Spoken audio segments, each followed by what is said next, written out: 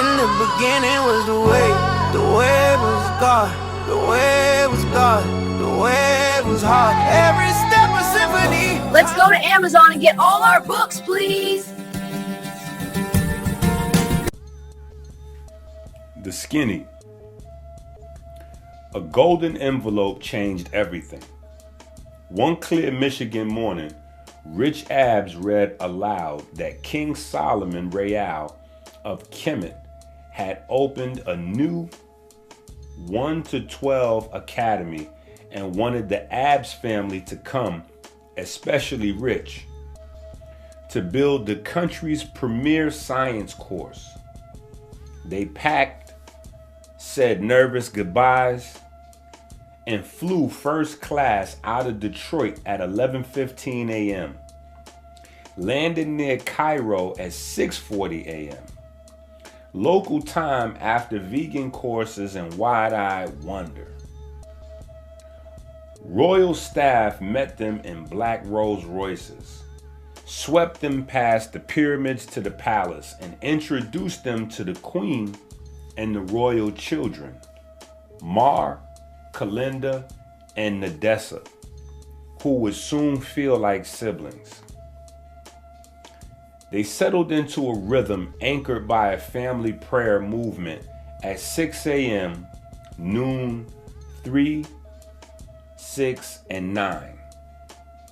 Heels and toes, squats, push-ups, jumping jacks, paired with a long litany of thanks. Exploring the city, the kids learn money and manners by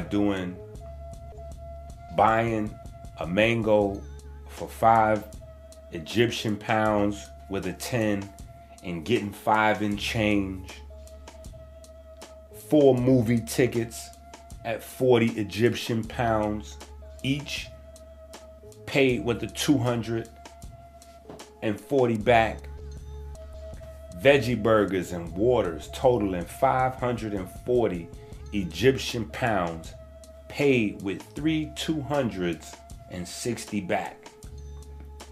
Rich found a local gym, 150 Egyptian pound day pass, changed from a 200, and a smoothie bar.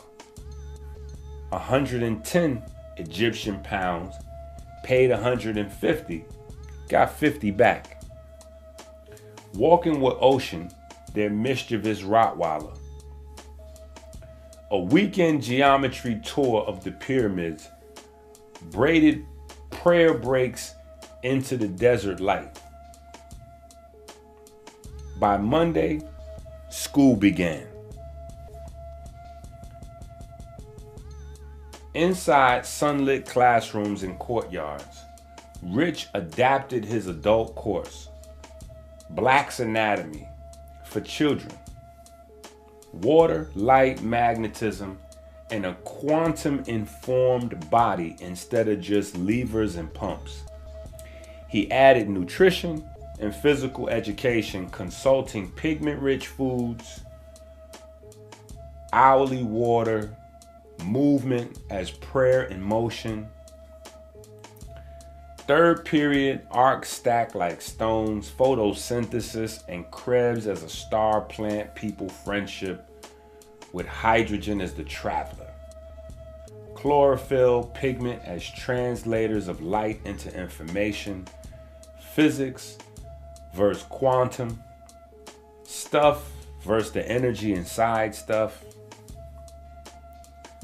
Membranes and teamwork from one cell to many. In the beginning was the way was God, the way was God, the way was hard. Every step a symphony. Let's go to Amazon and get all our books, please. Nuclear DNA as the nucleus library, and a QRST masterclass. Q, ready.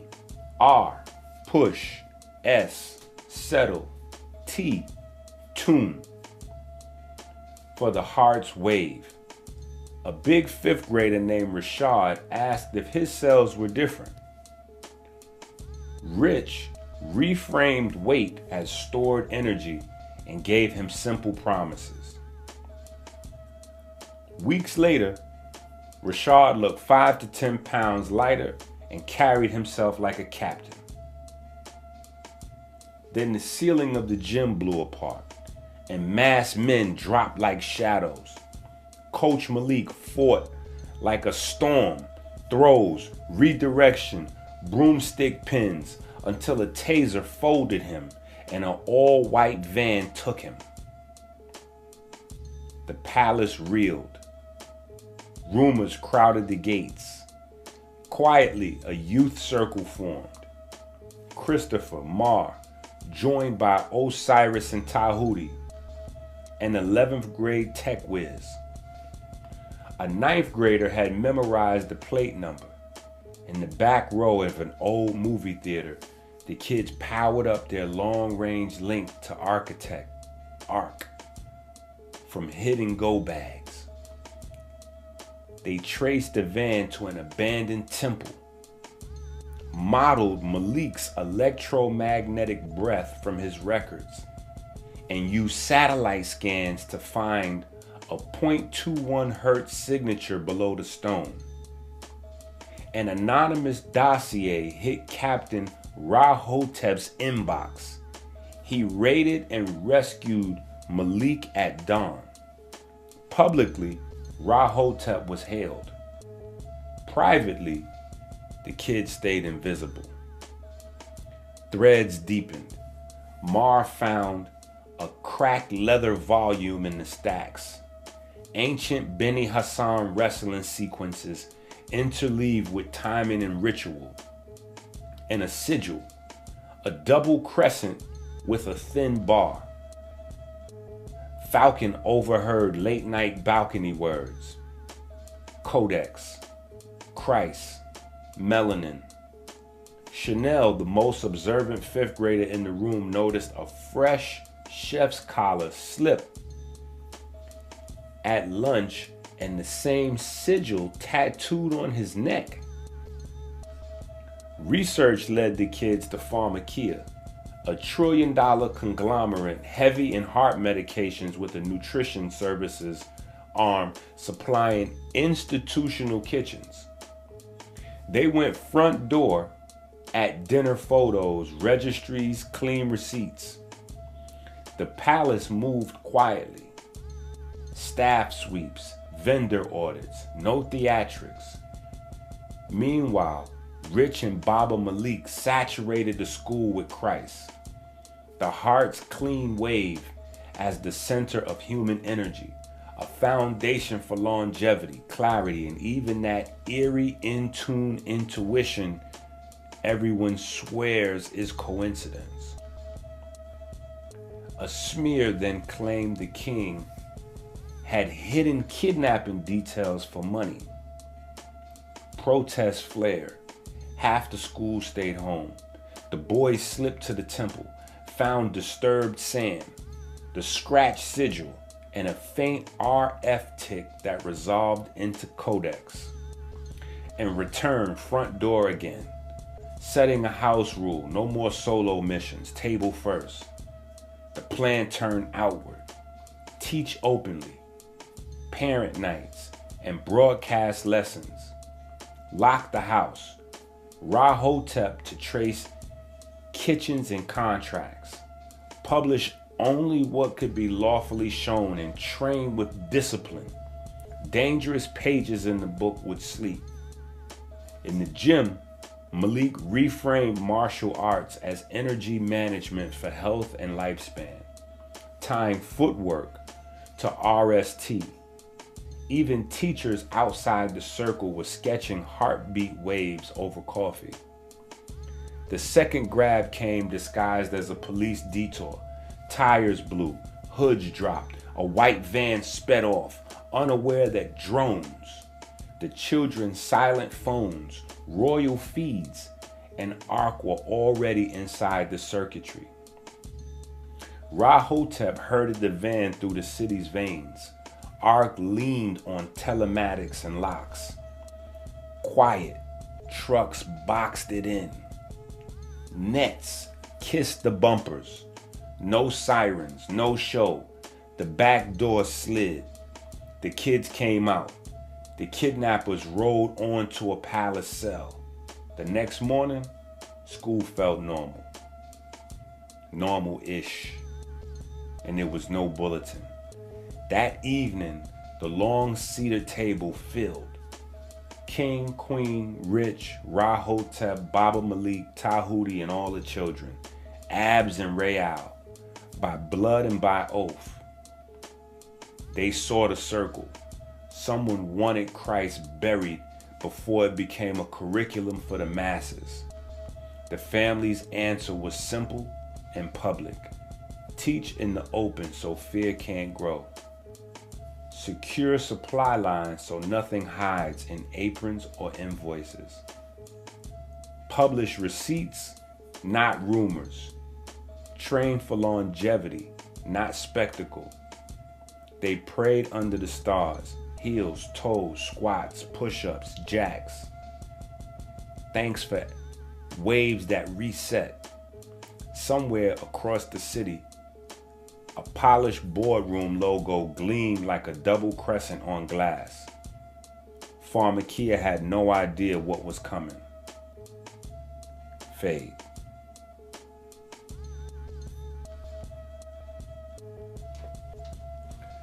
The math.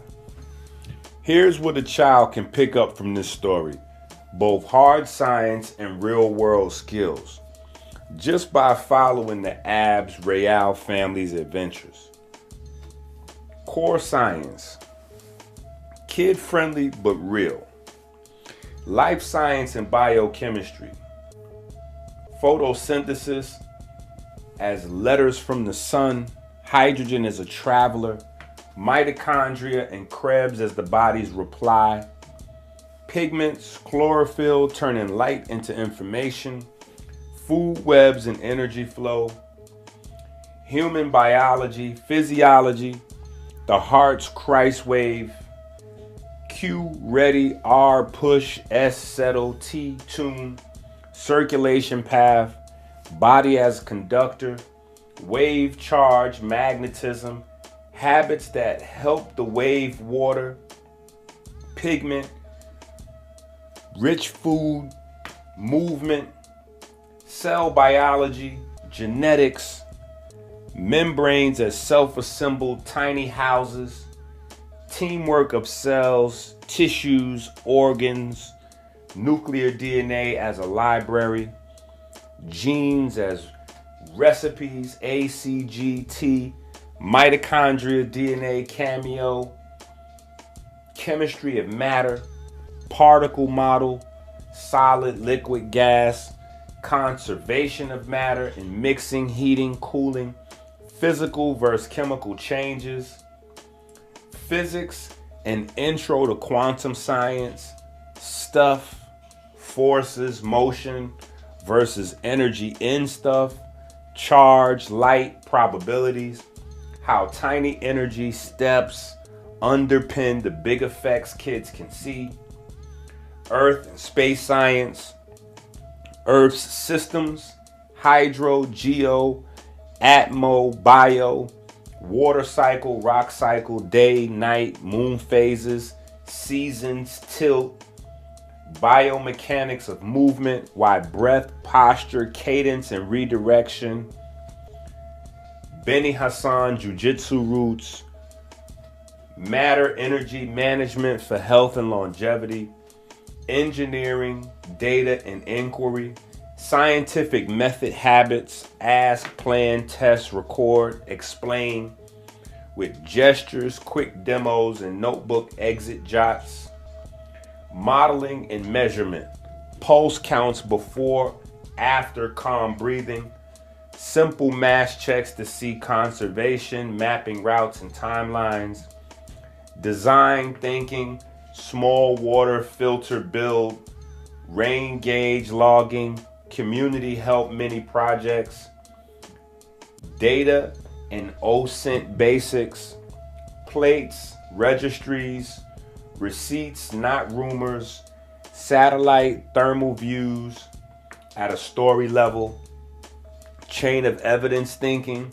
health, PE, and nutrition, hydration cadence, water each hour and why it helps signaling, pigment plate, greens, purples, reds, and how pigments carry useful signals, micro movement breaks, heels, toes, squats, push-ups, jacks to keep the current flowing, weight as stored energy, Rashad, no shaming, practical habit loops, math and practical literacy, money math and exchange rates, USD to EGP conversions, making change, reading prices, tip-like mental arithmetic, time math, flights, time zones, bell schedules, breath counts, maps and navigation, routes, detours, landmarks, scanning for anomalies,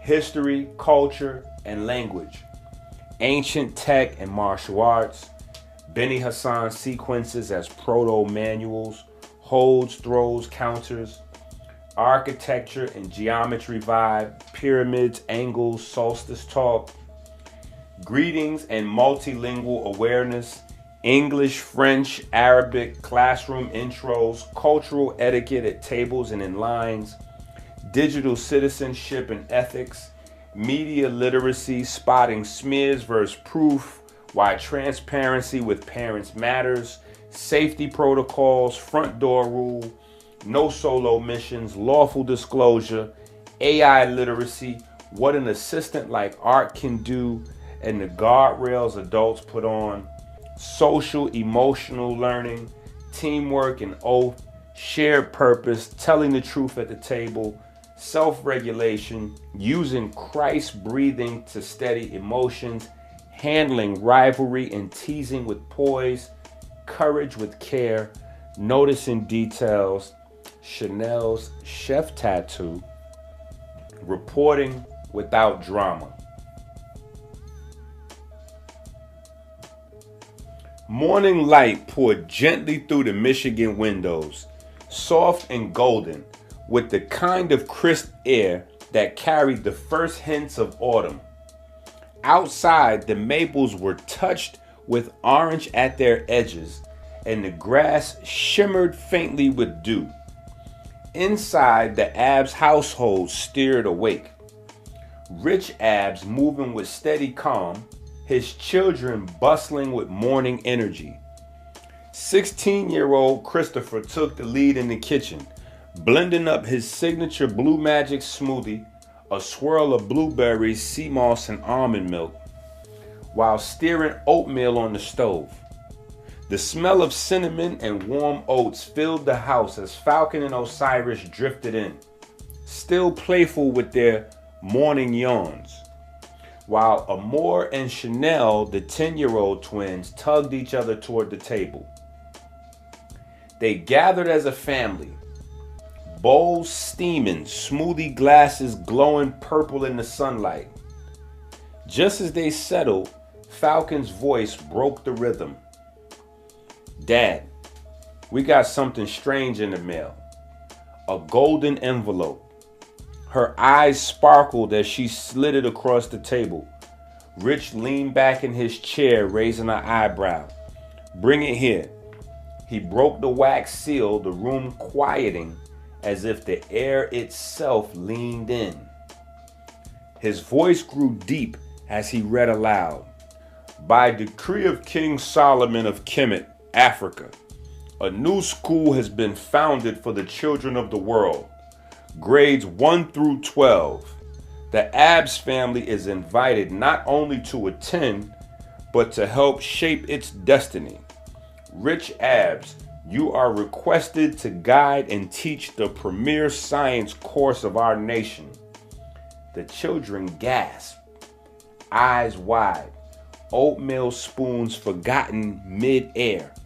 The room filled with an electric silence, the sense that something far larger than their Michigan morning had just stepped through the door.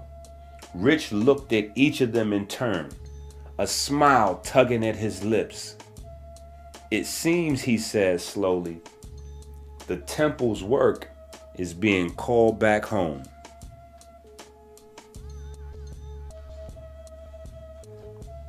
Christopher was the first to speak, spoon tapping lightly against his bowl. Dad, this isn't just some exchange program. This is KEMET, Africa, the place where all your lectures start, the land of the pyramids, of builders, of numbers. If King Solomon himself is asking you to teach, he paused, shaking his head in disbelief. That's history calling. Osiris's eyes widened and his 13-year-old curiosity bubbled out. Does that mean we get to live there? Like in the deserts with the temples? Or will we be in a city with other kids? I want to see the Nile. I want to touch the sand where the first scientist walked. He could hardly sit still, his oatmeal forgotten, elbows braced on the table as if leaning towards destiny. Falcon, who had first delivered the envelope, spoke more carefully. I think it's amazing, but it feels so big. Leaving Michigan, leaving our home, our friends, starting all over. What if the school is too different? Her voice wavered between excitement and worry, her twin nature balancing awe with hesitation. Amor and Chanel, the youngest, clapped their hands together in unison. Africa, Africa. We want to see lions. We want to wear white dresses and eat mangoes off the tree.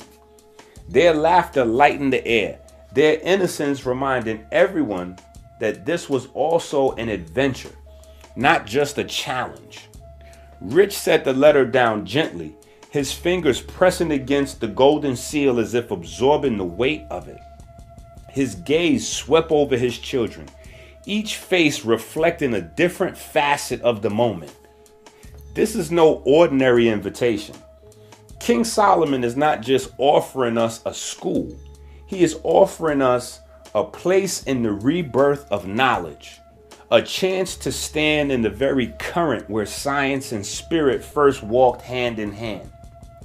The kitchen grew silent again, but this time it was charged, not with fear, but with possibility. The hum of the refrigerator, the faint rustle of the trees outside, even if the steam curling from their bowls seemed to pause, waiting for the family's answer. Christopher leaned forward, his voice steady. If you're teaching there, Dad, then we have to go. We'll carry the codex with us. We'll bring what we know and learn what we don't. Rich smiled then, the lines of decision firming around his mouth. Then it settled. We'll prepare. Michigan was our beginning. KEMET will be our next chapter. The house in Michigan became a whirlwind of boxes and folded clothes, of books carefully stacked and kitchen jars sealed tight. Rich oversaw the work with his steady presence, while Christopher made lists and checked them twice. Osiris wandered the yard with Falcon, saying quiet goodbyes to the trees, the basketball hoop, and the cool blue sky of their hometown. Amor and Chanel filled their suitcases with drawings and little treasures, twin giggles echoing through the halls. On departure day, the weather was clear, late morning sun spilling across the driveway as they locked the front door for the last time.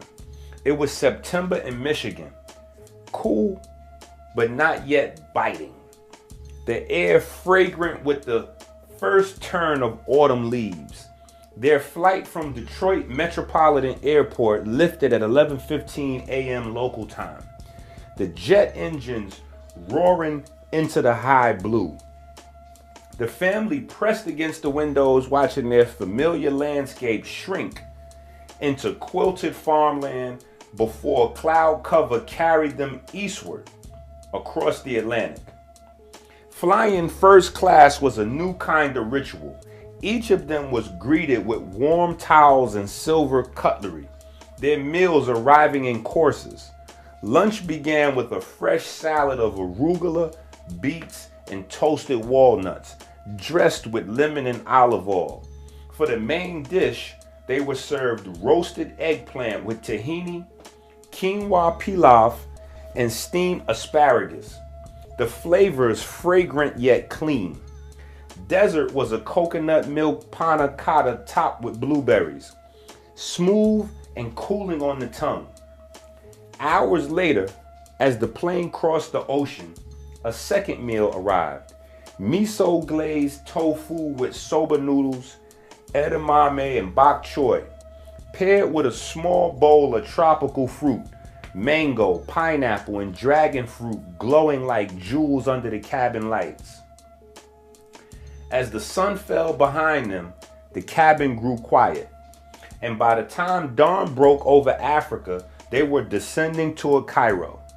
The wheels touched down at 6:40 a.m. local time.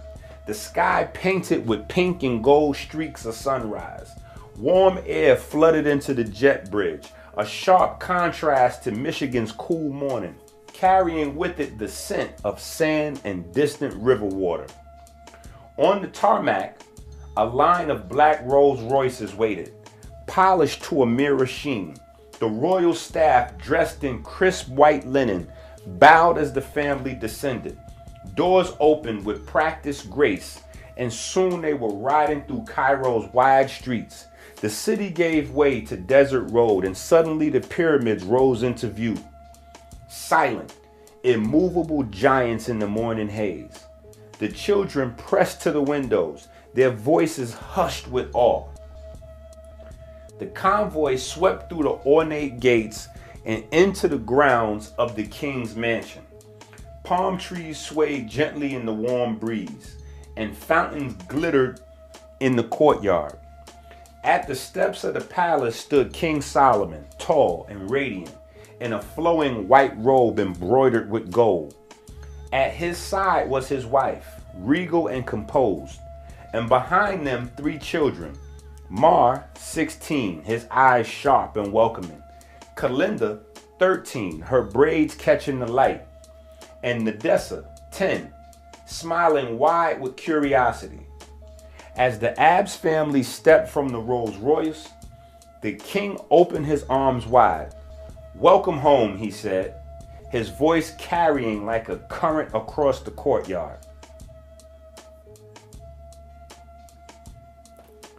The golden sun dipped lower as evening wrapped the king's mansion in amber light. The Abbs family had been shown to their quarters. Vast, airy rooms with carved cedar doors and linen curtains that danced in the warm desert breeze. After time to wash away the long journey, they were guided by attendants through halls lined with hieroglyphic murals and crystal lamps, until the great dining chamber opened before them. The table stretched long and wide, its surface of polished alabaster gleaming under chandeliers shaped like lotus blossoms. Servants moved with quiet grace, setting down golden dishes steaming with aromas both familiar and new. The family took their seats opposite the king, his wife beside him, and Mar, Kalinda, and Nadessa seated in a row, their eyes bright with curiosity about these new American guests. Dinner began with bowls of lentil and chickpea stew seasoned with cumin and coriander, accompanied by warm flatbread and olive tempanade. For the main course, platters were unveiled bearing stuffed peppers with quinoa, raisins, pine nuts, alongside grilled okra with pomegranate glaze. Fresh dates, figs, and mango slices were laid out like jewels for dessert, their sweetness punctuated by cups of mint tea poured into delicate glass. Every dish was vegan, rich, colorful, and honoring both tradition and hospitality. The children quickly bridged shyness with curiosity. Mar leaned toward Christopher, asking about life in Michigan and his favorite sciences, while Osiris and Falcon traded questions with Kalinda about music and games. Nadessa giggled with Amor and Chanel over the fruits, trying to teach them a few words in Arabic as they swapped bites of mango. Then King Solomon rose, his robe flowing like a tide, and the room quieted instantly. His voice was low, deliberate, carrying authority, yet touched with warmth. "Rich Abs," he said, "you are not here by chance. The pyramids outside these walls were not monuments to the dead, but schools of light and energy. Our children, mine and yours, must not grow under systems that teach them to forget who they are. That is why I have built this school, a place where science is not stripped from spirit, where current and knowledge flow as one." He lifted a hand, palm open. "You have been chosen to weave the first thread of this tapestry, to teach our students the living laws of energy, the true science of the body, the earth, and the heavens, to build a course that will anchor a generation." The air around the table seemed to hum, as though the pyramids themselves were listening through the walls. Rich's eyes locked with the king's, the silence deep, electric. Then Rich placed his hand over his heart and nodded slowly. "If the children are ready," he said, "then I will build the course. Together we will show the temple of the body is not lost. It lives within them." The king smiled, his wife's eyes shining in agreement. Around the table, the children looked from face to face, a new bond forming, a new chapter dawning. The weekend came quick. By Saturday morning, the Abs family awoke in the king's guest wing to the sound of pigeons cooing in the courtyard and sunlight spilling through wide arched windows. The air was dry, golden, but not much hotter than Michigan's late summer. Palm fronds swayed where maples once had, and instead of deer in the yard, lizards dotted across warm stone walls. Even with the pyramids looming in the horizon, there was something familiar, a rhythm of quiet neighborhoods, families out walking, bicycles rattling over cobbled streets. The children's adventure. After breakfast, Christopher suggested they explore on their own. Falcon, Osiris, Amor, and Chanel quickly agreed. They had heard about a small plaza with a movie theater and a cafe that served plant-based burgers. The royal driver gave them basic directions, but excited chatter drowned out half the instructions. They reached the plaza on foot, weaving through streets lined with fruit stalls and spice shops. The smell of cumin and roasted sesame filled the air. A vendor shouted, "Fresh mangoes! 5 Egyptian pounds each!" Osiris fished a 10-pound note from his pocket, green with the Mosque of Muhammad Ali printed on it, and handed it over. The vendor smiled, gave him 1 mango and 5 Egyptian pounds in coins. As change, each coin clinking bright and new. The children laughed, sharing bites as they walked. Soon they realized they had strayed from the plaza. Falcon frowned at a street sign written in Arabic script. "Was it left or right at the fountain?" she muttered. They circled 2 blocks before stopping a young man carrying groceries. Christopher asked, "Excuse me, do you know where the movie theater is?" The man smiled, pointed back 2 streets, and said slowly in English, "Go right, then left. You see the posters." At the theater, the children bought tickets for an afternoon animated film. The cashier wore a neat vest and said tickets are 40 pounds each. Christopher pulled a 200-pound note from his wallet, pale orange with the Sphinx printed on one side. She gave him 4 tickets and 40 pounds in change, 2 20-pound notes. At the cafe next door, they ordered veggie burgers with fries. The menu showed veggie burger with fries, 120 Egyptian pounds each. Bottled water, 15 Egyptian pounds each. Falcon ordered 4 burgers and 4 waters. The total came to 540 Egyptian pounds. She paid with 3 200-pound notes, 600 Egyptian pounds total.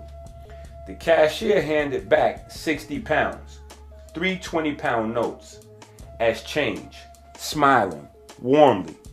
The burgers came wrapped in paper printed with hieroglyph motifs. They sat outside eating and laughing. The food surprisingly close in taste to what they knew from home. Rich's morning.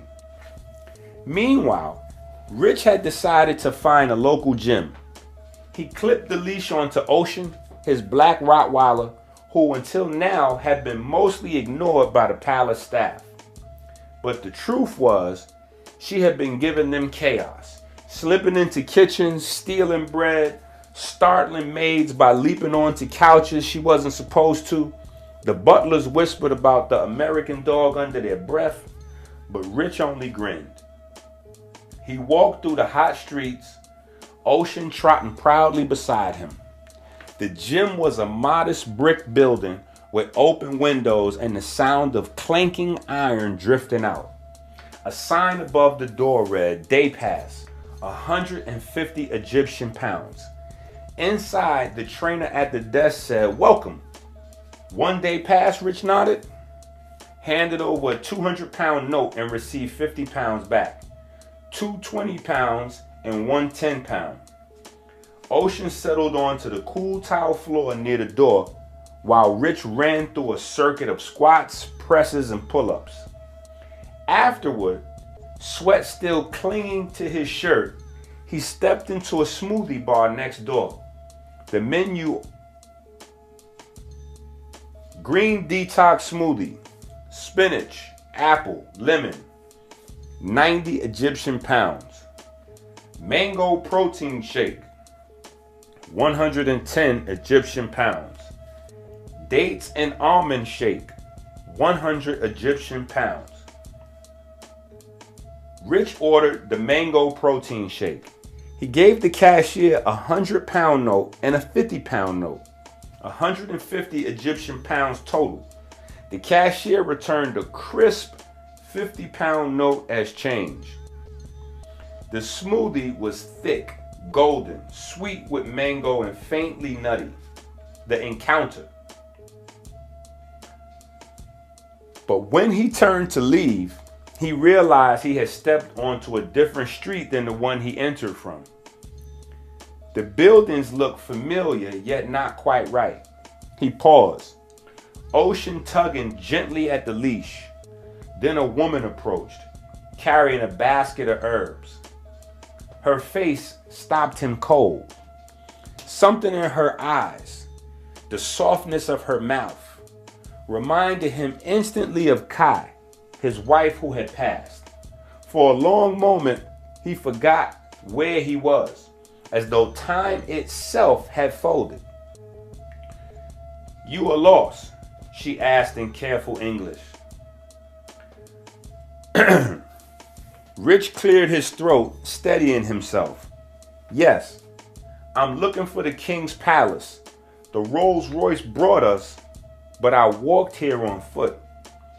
She pointed down the road, straight 2 blocks, then left at the fountain with the falcon statue. "That road leads back to the gates." He nodded, gratitude heavy in his chest. Thank you. He wanted to say more to explain why her presence had struck him, but the words stayed locked. He pulled Ocean close, adjusted his grip on the smoothie cup, and started toward the fountain.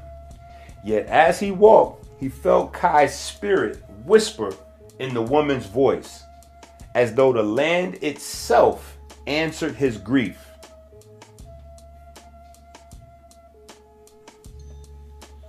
Sunday dawned with a golden light spread across the desert horizon.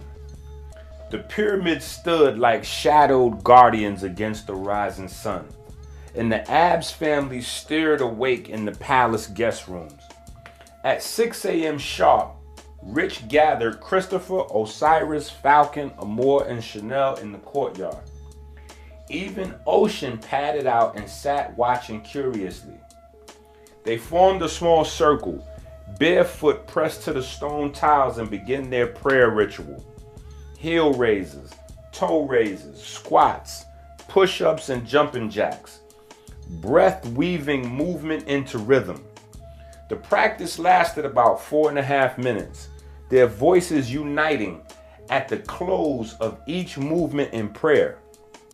We give thanks and praise to the Most High God for the divine spark that set ourselves into perpetual motion. Their words rolled through the courtyard like a tide, echoing softly against the carved pillars. Every line, from the magnetism of the Most Holy to the ferry boats of light to the stable fleet of the Jed pillar, bound them closer to the sacred current of the day. Journey to the pyramids. By mid-morning, King Solomon's convoy of Rolls Royces was waiting. The king himself greeted them with a staff of polished ebony in his hand, his robe a cascade of white and gold. Today, he said, you will see geometry not as math in a book, but as life carved in stone. The cars rode through Cairo and out into the desert, past sandstone villages and camel caravans. The air shimmered with heat, but the breeze kept it from becoming harsh. The children pressed their faces to the glass as the pyramids drew near, their scale overwhelming, dwarfing all else around them. At 12 noon, when the sun blazed directly overhead, Rich asked the convoy to stop at a shaded outpost. The family stepped out onto warm sand and began their second prayer. The royal guards and even King Solomon's attendants watched curiously as the Abbs family moved together, lifting heels, squatting, pressing palms to the earth, finishing with breath rising in unison. We give thanks for smooth sailing around the heart through the corona crown, joining the vortex in the right atrium. The king smiled knowingly, nodding to his wife. They do not travel as guests. They travel as priests. The geometric lessons. Under the king's guidance, they entered the Great Pyramid's base. Torches lit the inner passages, and the sound of their footsteps echoed against stone. Solomon pointed to an angled shaft, 36 degrees, the same angle the sun crosses the horizon at solstice. Geometry is not lines. It is breath and timing. Christopher whispered to Osiris, "It feels alive, like the walls are pulsing with math." Osiris nodded, wide-eyed. By 3 p.m., the family stopped in the shade of the pyramid's northern face. Sweat glistened on their foreheads, but their rhythm did not break. Again, they knelt, squatted, rose, and pushed, voices carrying their prayer through the hot air. We give thanks for the perfect black solar repeater that induces the primary electromagnetic wave, opening the mouth of the Kodesh HaKodeshim. Tourists passing in the distance stopped and watched. sensing something unusual, though they could not grasp its full meaning. Evening in return. The convoy wound back to the palace as the sun slid lower. At 6 p.m. by a grove of date palms, Rich asked again for a pause. Ocean barked once, then sat quietly as the family performed their fourth prayer.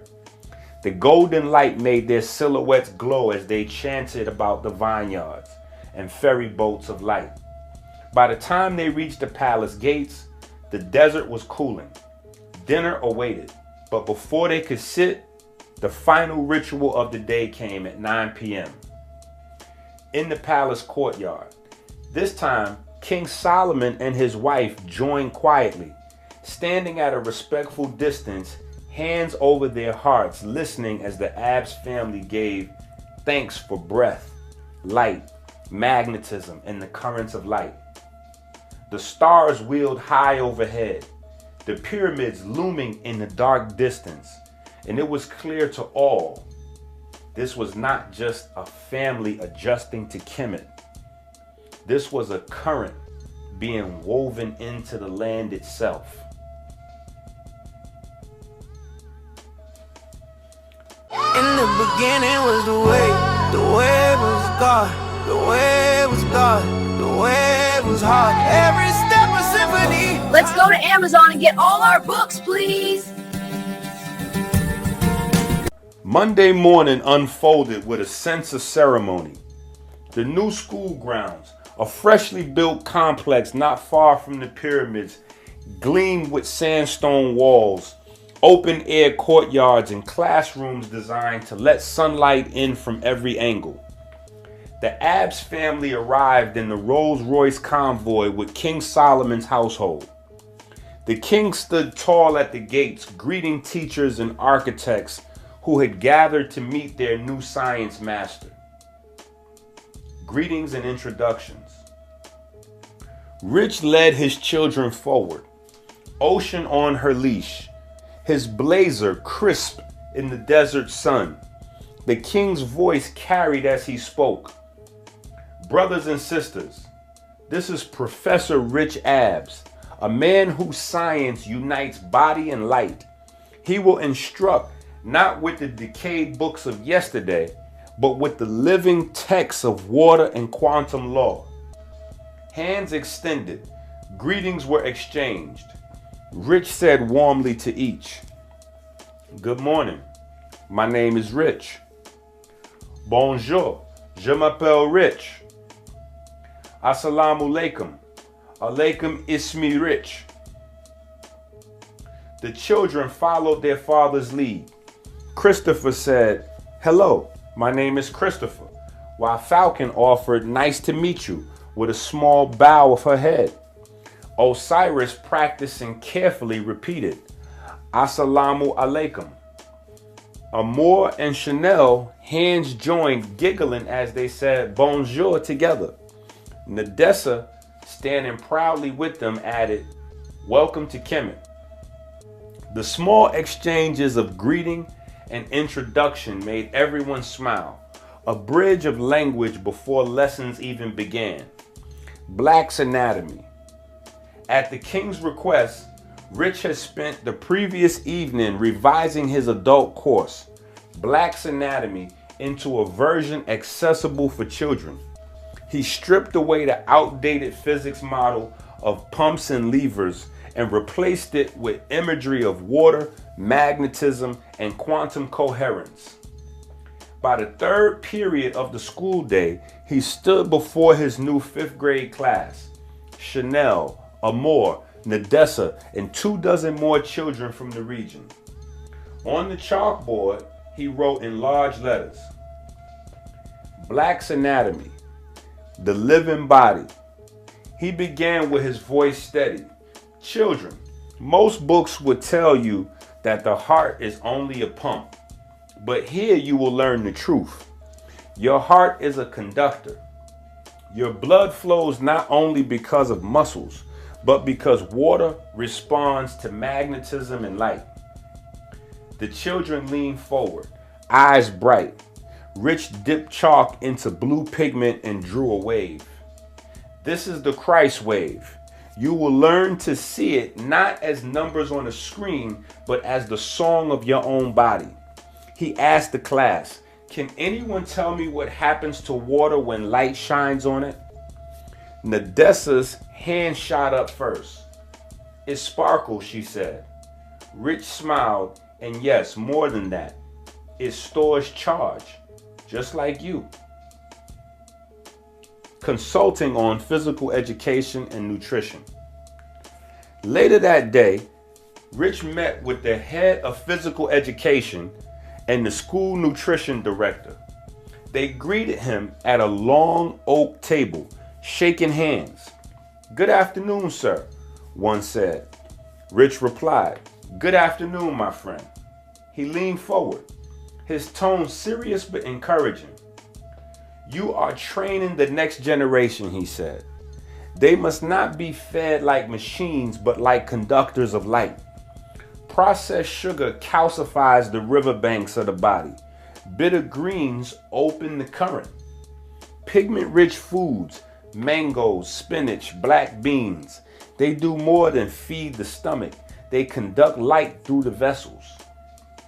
The physical education, Rich suggested combining athleticism and sacred rhythm.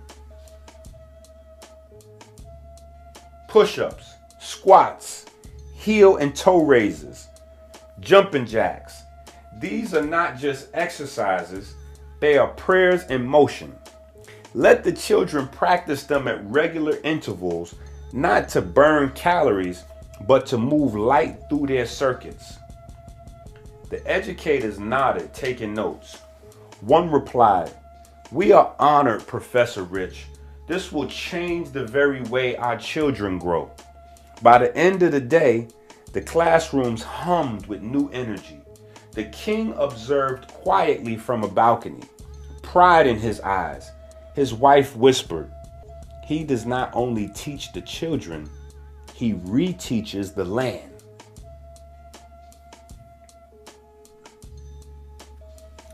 The Rolls Royces hummed softly as they carried the family back through the city and out toward the palace. The desert was beginning to cool, the pyramids glowing red in the last rays of the sun. Inside the car, the children buzzed with energy, talking over one another, eager to share their impressions of the first day. Christopher leaned forward, animated. Dad, the other kids actually want to learn this stuff. It's not like back in Michigan where half the class was asleep. Everyone was asking questions about the waves and water, even the older kids. Osiris added quickly, yeah, and there's this one kid, Seth. He kept saying he doesn't believe any of it. That is, it's all just magic talk. I think he's going to be the class skeptic, maybe even a bully. He was making faces the whole time you were teaching, Dad. Falcon crossed her arms. Well, at least our teachers are amazing. Madam Layla, the literature teacher, she says she's going to let us write poems about science. Can you believe that? Poems. Amore and Chanel chimed in together from the back seat. And we got to sit with Nadessa all day. She showed us her favorite desk by the window. She says she's going to teach us Arabic words every lunch. Nadessa, riding with them, beamed proudly. And they'll teach me American songs. It's fair. Rich chuckled, listening to all of it with quiet satisfaction. Remember, children, not every classmate will believe the truth right away. But if you stay patient, your light will win them over. Dinner at the palace. By the time they returned, long shadows stretched across the palace courtyard. Servants carried in trays for dinner, and the family gathered around a broad cedar table. Tonight's meal was hearty yet light. Stuffed grape leaves with rice and herbs, roasted cauliflower with turmeric, flatbreads and bowls of lentil soup. A platter of fresh figs and dates sat in the center for dessert. As they ate, the conversation carried on. Falcom said, "I think Madam Layla is my favorite teacher already." Osiris muttered, "Well, Seth's already my least favorite." Everyone laughed, the tension breaking. Christopher grinned. "Don't worry, little brother. I'll deal with Seth if he gives you trouble." Ocean, their Rottweiler, rested by Rich's feet, her eyes following every movement of food. One of the butlers passed by with a smile and said, "She is already famous in the kitchen. They say she stole a whole basket of bread rolls this morning." The children burst out laughing, and Rich shook his head. "That sounds like her." Evening ritual. At 9 p.m., the family stepped out into the cool courtyard under a dome of stars. Together, they performed their prayer ritual. Heel raises, squats, push-ups, and jumping jacks. Their voices weaving thanks for the ferry boats alight, the vineyard, the royal arch of the Wa scepter. The air felt charged as if the pyramids themselves listened in the distance. Afterward, they retired to their rooms. Christopher sketched waves and notes from class into a small leather-bound journal. Falcon lay on her bed writing her first poem about light and water. Osiris tapped the ball against the wall, imagining how he might win over Seth. Amor and Chanel whispered to Nadessa about what songs they would teach her tomorrow. Rich stood at the window, looking out at the desert night, Ocean's head resting against his leg. Day one complete. He whispered, "Tomorrow, we begin again."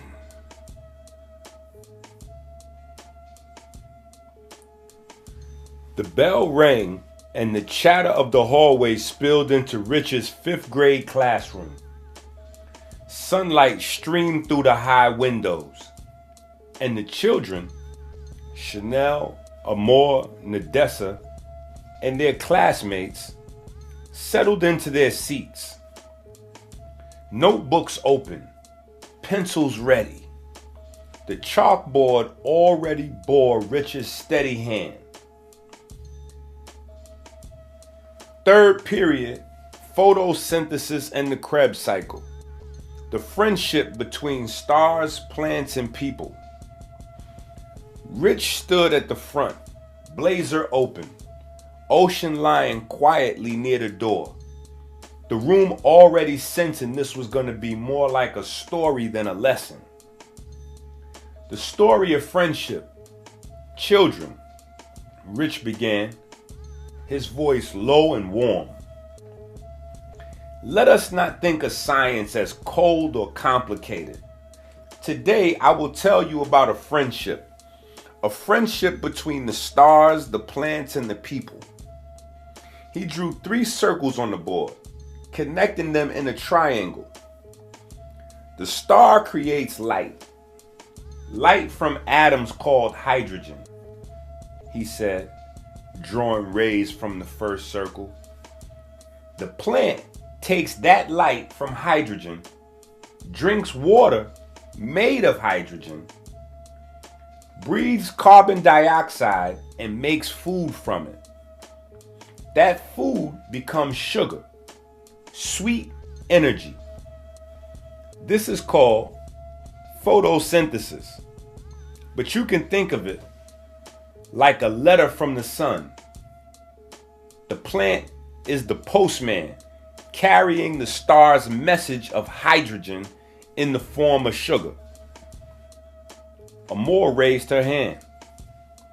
So when I eat an apple, I'm reading a letter from the sun? Rich smiled. Exactly, Amor. Every bite is the star saying, I see you. Stay strong. The people's turn. He pointed to the third circle. But the letter must be answered. When people eat the sugar, the body sends it into tiny chambers called mitochondria. There, the Krebs cycle spins like a wheel, round and round. It breaks the sugar apart, looking for hydrogen, making small light capsules called ATP, the energy that makes us move, think, and live.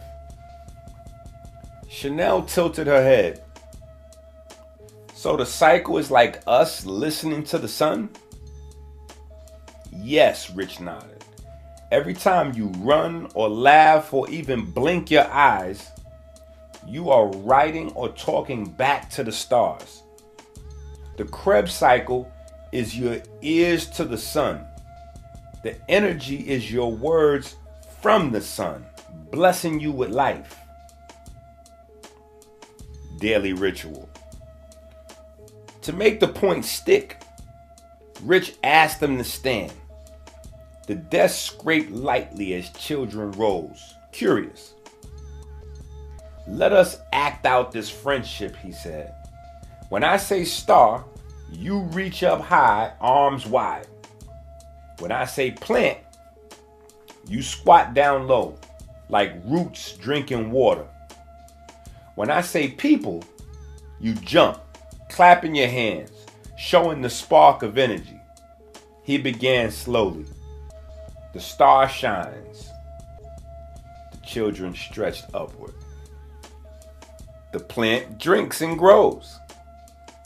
They squatted down. The people answered with light. They jumped and clapped and laughed. They repeated it faster until the room was alive with motion and sound. Even the Dessa, usually calm, was giggling. Closing the circle. When they sat back down, cheeks flushed, Rich lowered his voice again. Do you see now? Science is not separate from you. Every day you breathe, you are keeping in touch with the stars. Plants are the messengers between heaven and earth. The sugar you eat, the energy you use, it is all a part of one conversation. He wrote on the board, star, plant, people, star. This is not just biology, he said. It is a ritual of connection. Even from far away, the stars, the trees, plants of all sizes, algae in the water, and your own cells are never alone.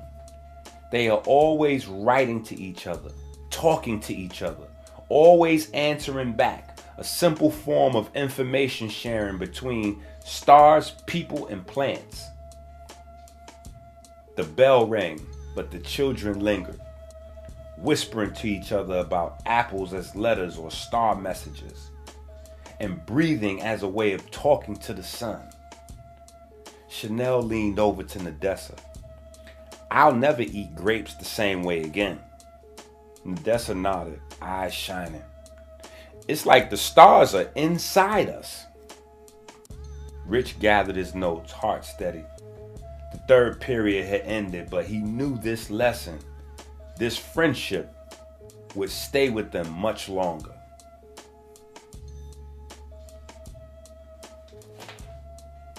The lunch bell rang, and the palace convoy of children poured into the bright stone cafeteria. The room smelled of cumin, fresh bread, and roasted vegetables. Tables were lined with trays of colorful food.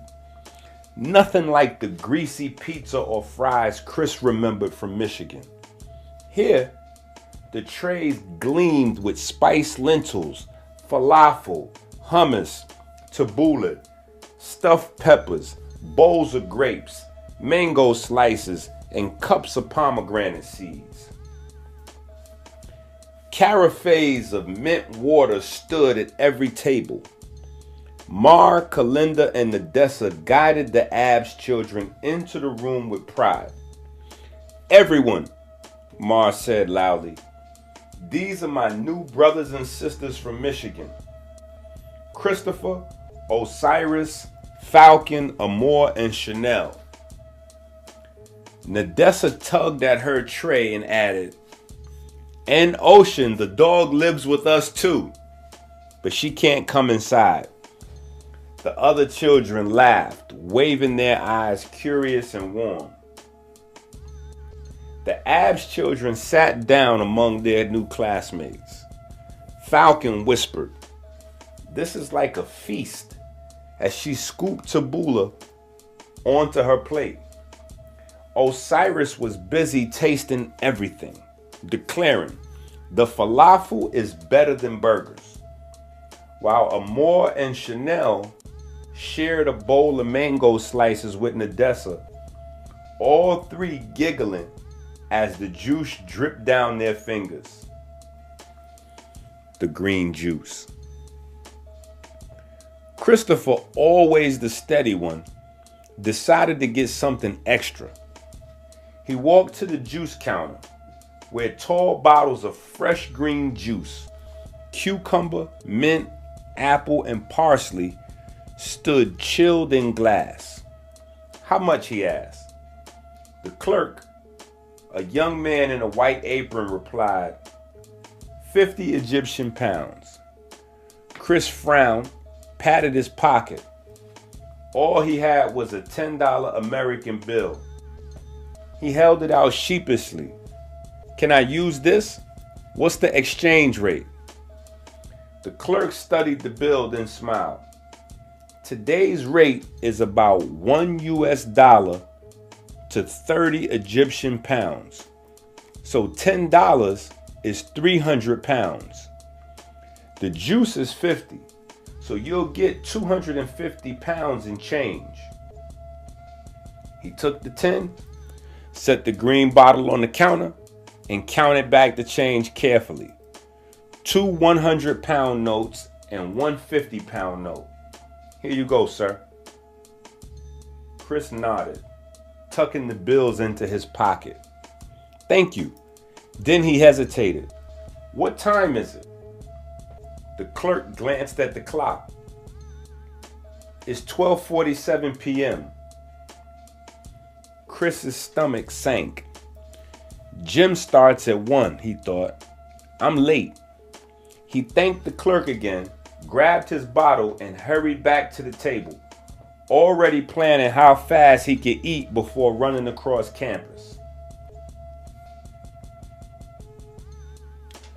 The gymnasium was a freestanding building, squat and sturdy, with high windows that poured sunlight across polished wood floors. The air smelled faintly of chalk, sneakers, and fresh desert air drifting in through the vents. Students lined up in rows, stretching and laughing. Christopher still clutched his green juice.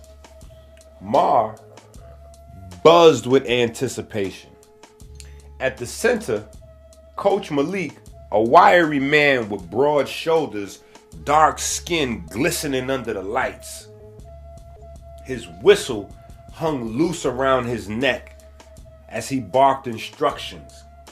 "Push-ups first. We honor the body before we test it." He dropped and banged out 20 like it was nothing. The kids followed, sneakers squeaking against the floor. And then the sound came. Crash! The ceiling above them exploded in a rain of plaster and steel. The roar of splintering beams filled the gym as 4 dark figures dropped from the rafters like shadows come to life. Dressed in all black, their faces masked, their hands gloved, they moved with a predator's silence, weapons glinting under the fluorescent lights. The children screamed, scattering, some diving under the bleachers. Coach Malik didn't flinch. His eyes narrowed, muscles taut.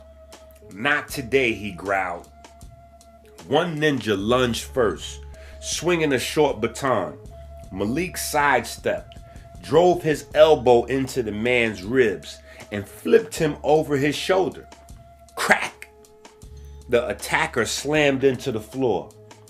Another came low, sweeping at Malik's legs. Malik vaulted into a backflip, landing square on his feet, then launched a roundhouse kick that snapped the man's mask sideways. The kids gasped, eyes wide. Their teacher moved like a storm. Two more attackers circled him, twin blades flashing. Malik grabbed a broomstick from the corner, spinning it with impossible speed. Wood cracked against steel, sparks flew, blades clattered to the ground. The broomstick splintered but held up. Malik drove the shaft into one man's chest, sending him crashing into the bleachers. It was 1 against 4, and Malik was winning. But then came the trick. The last standing ninja drew something from his belt, a taser, high voltage, crackling with blue light. Malik blocked one strike with the broomstick, shattered another baton, and then zap. The electricity slammed into his side, his body seized, muscles locking up, breath ripping from his lungs. The broomstick fell from his hands, clattering uselessly to the floor. The children screamed as 2 ninjas lifted Malik's convulsing body, dragging him toward the gaping hole they made. Outside, an all-white van idled, its engine snarling. The side door yawned open. With brutal efficiency, they heaved him inside, slammed the door shut, and the van screeched forward. Tires spitting sand and smoke. The Royal Guard. But they weren't fast enough. The Royal Guard stormed the gym's perimeter within seconds. Men in desert-colored uniforms with rifles and shields. The gym doors burst open, sunlight flooding in as boots thundered across the court. In the beginning was the way was God, the way was God, the way was hard. Every step a symphony. Let's go to Amazon and get all our books, please. The van was already peeling out through the far gates. But the guards gave chase, trucks roaring to life, sirens wailing through the palace compound. Children huddled together, shaking. Dust floated down in beams of light where the ceiling had been torn open. Christopher clenched his fist, whispering to Ma. They knew exactly what they were doing. Ma's jaw tightened. Yeah, and we saw their faces. Even if they were covered, whoever they are, they just started something big. The echo of the van's tires still rang in the air as the gym fell silent. The smell of ozone lingering where Malik had stood.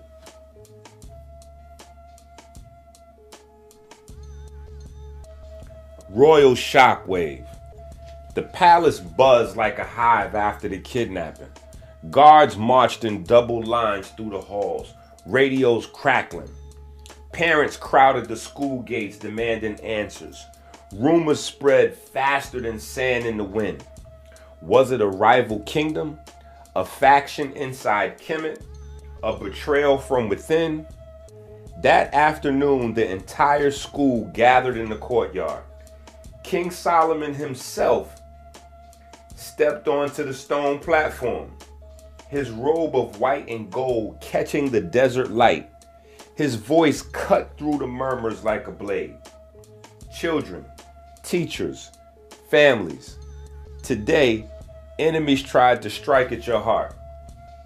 But know this, the school will not bow to fear.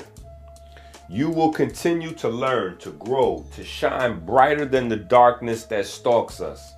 We are KEMET, and KEMET does not break. The courtyard erupted in applause, but beneath it all the whispering grew. Why the gym? Why Malik? Why so precise? Dinner tension.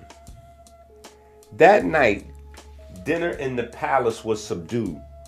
Platters of roasted chickpeas, saffron rice, and figs sat on the long cedar table, but little was eaten. The children picked at their plates, their minds still in the gym. Rich studied King Solomon across the table. The king's eyes didn't just look troubled, they looked knowing. He held himself like a man already familiar with the shadows that had fallen across his kingdom. Rich felt it deep in his chest. Solomon knew more than he was saying. But Rich didn't press. Instead, he bowed his head over his plate, letting the silence stretch. Not yet, he thought. The truth will come when it's ready. The children's pact. Later, after the plates had been cleared, Christopher and Mara slipped out into the courtyard. The night was warm. Stars scattered across the desert sky. Ocean padded beside them, ears twitching. Her nose tilted to the air as if she too searched for answers. Christopher's voice was low, sharp with urgency. We can't just sit around waiting for the guards. We were there, Mar. We saw it. Whoever those men were, they knew exactly what they were doing. Mar crossed his arms, frowning. You're saying we investigate?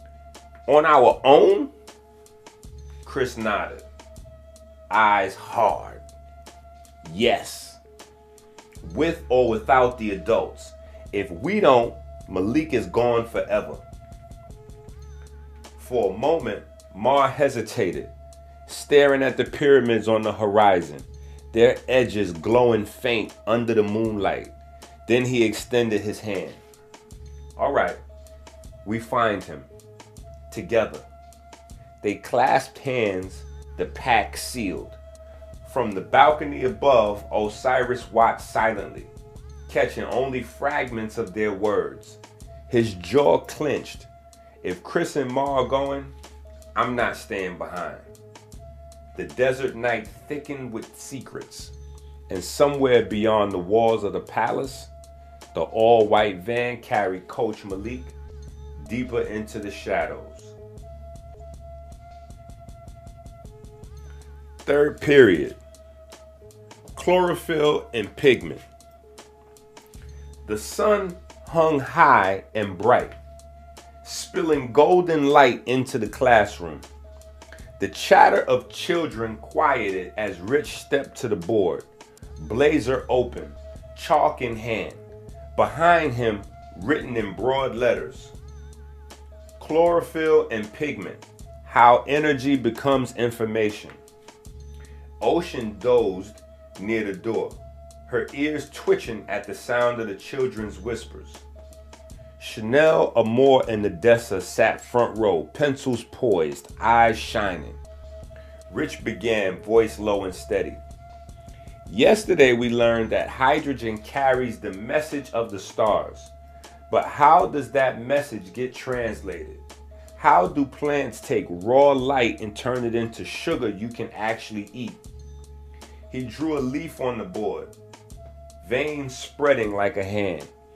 In the middle, he shaded it deep green. This green, he said, tapping the chalk against it, is chlorophyll. Chlorophyll is pigment, a substance that doesn't just catch light, it translates it. Think of pigment as a teacher. Light is wild and fast, but pigment takes it, calms it, and turns it into instructions. class leaned in. The story of pigment. Imagine the sun sends down a beam of energy. It's raw power. If it just slammed into you, it will burn. But pigment catches it, like a hand catching a ball, and then whispers to the plant.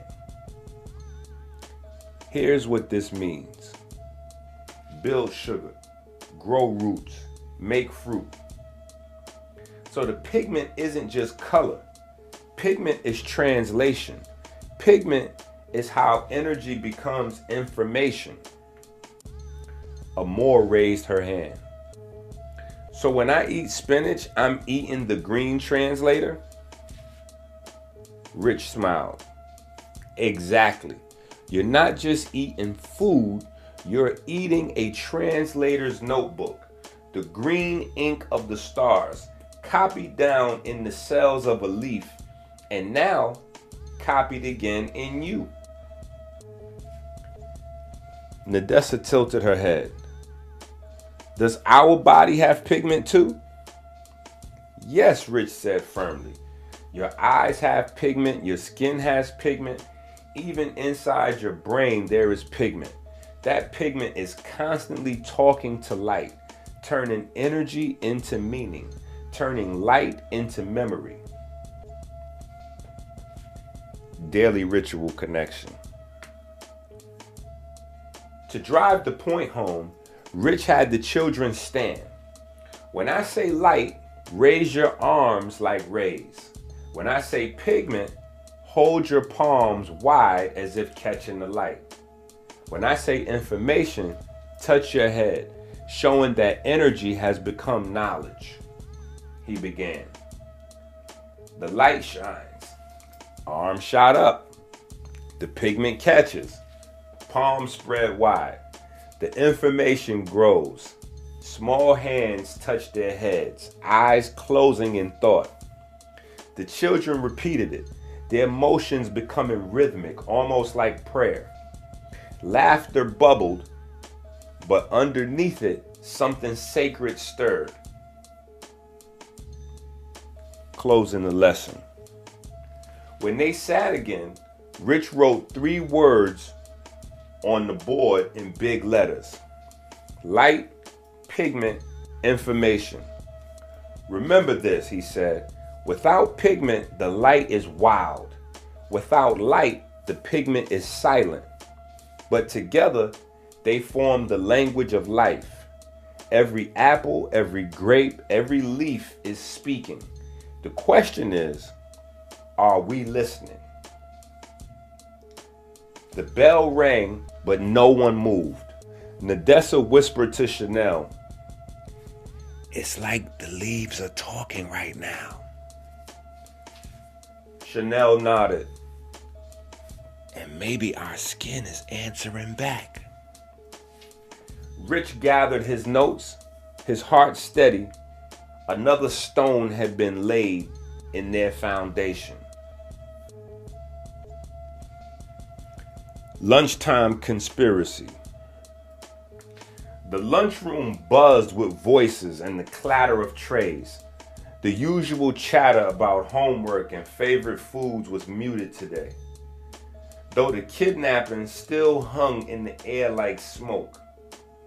Christopher and Marsh stood up at their table, trays pushed aside. Ocean wasn't allowed inside, but even without her, the room seemed to pause when Chris raised his hand for quiet. "Listen," he said firmly, looking across faces of all ages. 5th graders with wide eyes, 7th graders whispering, 9th graders with narrowed stares. We all saw what happened yesterday. We know Coach Malik was taken, but the adults, the teachers, the guards, even the king, they're not telling us everything. Mark crossed his arms, voice sharp. "And if we wait for them, we'll never get the truth. So it's on us. If you saw anything, no matter how small, speak now." At first, the room was still. Then a hand went up. a ninth grade girl with long braids and steady eyes. She stood, voice low but clear. I saw the van's license plate. I memorized the numbers. 4397-KT. Gasp spread through the room. Good, Chris said, nodding. That's our first lead. Another voice rose, deeper, confident. An 11th grader stepped forward, tall and wiry, his notebook tucked under his arm. Name's Tahuti. I'm good with computers. If you get me that plate number, I could track it, cross-reference databases, find out who owns it. Might take time, but I could do it. Excited whispers broke out around the tables. Some kids looked scared, others thrilled, but all of them leaned in. Mar lowered his voice, scanning the room. But no teachers, no parents, no guards. This is our mission. If they wanted us to know, they would have told us. We spy, we share, and we move like shadows. Chris added, quietly, carefully. If anyone asks, this conversation never happened. The bell rang, shrill and echoing, breaking the circle. Students grabbed trays and notebooks, heading back to class, but their eyes told the story. The secret had been planted. As Chris and Mar walked out together, Tahuti brushed past them, whispering, "Bring me the plate number after school. We'll see where this trail leads." The hallway swallowed them in noise again, but now the children of Kemet carried a secret undercurrent, pulsing like a hidden current beneath the ordinary day.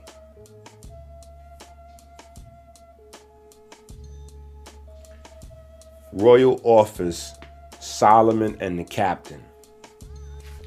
The palace office was dim, lit only by shafts of afternoon light that cut through high windows and fell across scrolls, maps, and stacks of intelligence reports. The heavy doors closed with a boom, leaving King Solomon and Captain Ra-Hotep, head of the royal guard, alone. The king stood at the wide cedar desk, fist pressed against the wood, his gold ring glinting. 2 days, Captain. 2 days and you bring me nothing. No leads, no names, not even a rumor worth chasing. My children, my guests, watch their teacher stolen from under your guard's nose.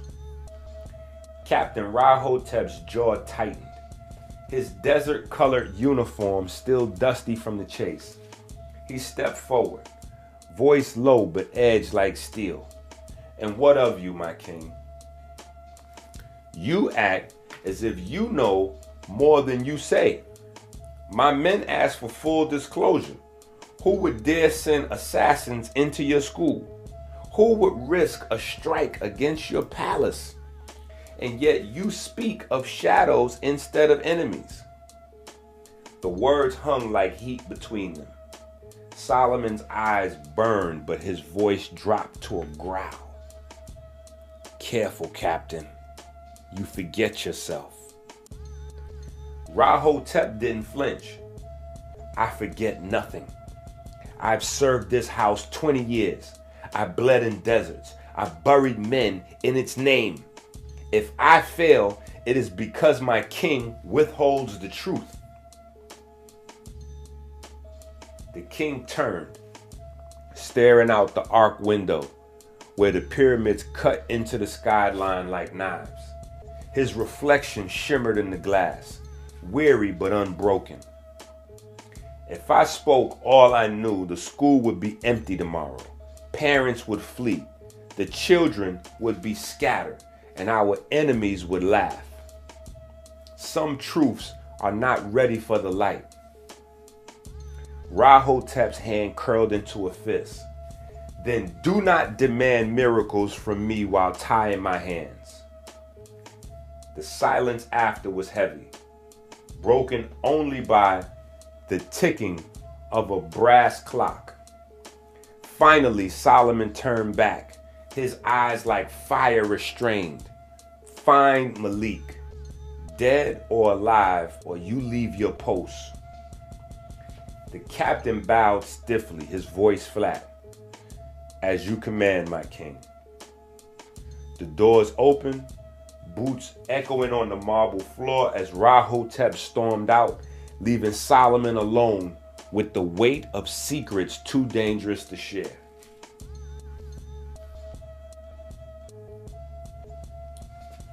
Dinner at the palace. The Abs family and Solomon's children sat together at the long-seated table. Trays of couscous, lentils, roasted vegetables, and mangoes spread before them. Conversation was light, even playful. The twins argued over who got the bigger fig. Nadessa tried teaching Amor and Chanel a new Arabic phrase, and Osiris teased Falcon about her perfect posture. To anyone watching, it was a normal night. Too normal.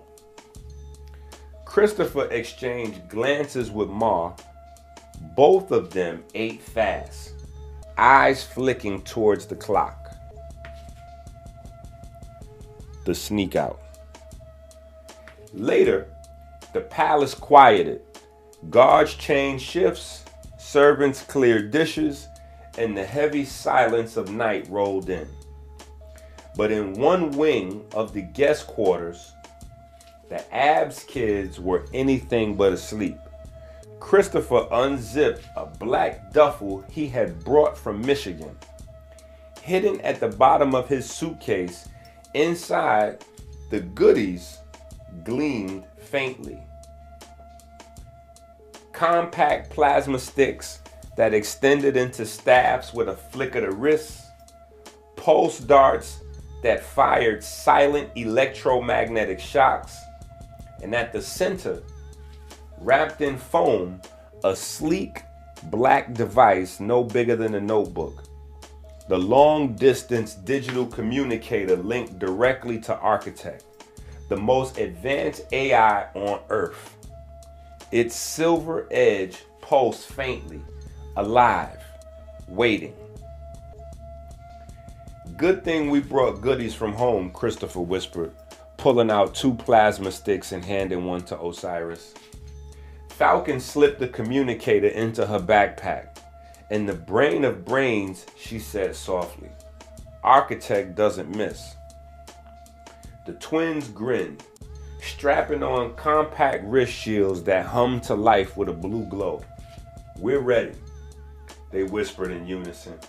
With practiced stealth, the 8 children, Christopher, Falcon, Osiris, Amor, Chanel, Mar, Kalinda, and Nadessa, moved through the hallways.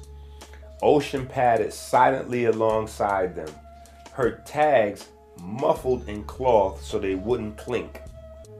They ducked past the kitchens, slipped out a servant's side door, and disappeared into the warm desert night. Rendezvous at the movie theater. The city streets buzzed quieter than in the day. Lanterns glowing, food vendors shutting down, children chasing each other barefoot. The group stuck to alleys, their steps quick but careful. Finally, they reached the old movie theater, its neon sign flickering in half-lit Arabic script. Waiting outside, leaning against the stone wall, was Tahuti, a laptop case slung across his shoulder. You came, he said, his voice low, eyes sharp. Christopher grinned. We said we would. Mars stepped forward. This is everyone. No adults, no guards, just us. Tahuti tapped his laptop bag. Then let's go to work. I've got the van's plate number ready to trace, but once we start, we can't turn back. Whoever those men were, they'll know someone's looking. The theater lights buzzed above them, casting long shadows across the children. For a moment, it felt like they were stepping into something much larger than themselves.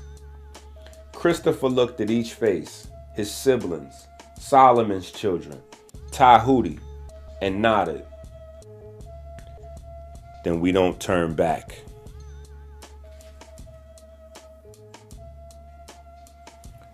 Morning broke warm and gold over Kemet. At 6 a.m., the Abbs family gathered in the courtyard for their 4.5-minute prayer. Heels, toes, squats, push-ups, jumping jacks. Giving thanks for the ferry boats alight and the breath that keeps the river moving. Ocean sat like a sentry, tail thumping softly. Before they finished cooling down, palace bells rang and phones lit up. School was canceled. Word spread in a rush. Captain Rahotep and the Royal Guard had infiltrated an abandoned temple before dawn and rescued Coach Malik on a tip. No one said where the tip came from.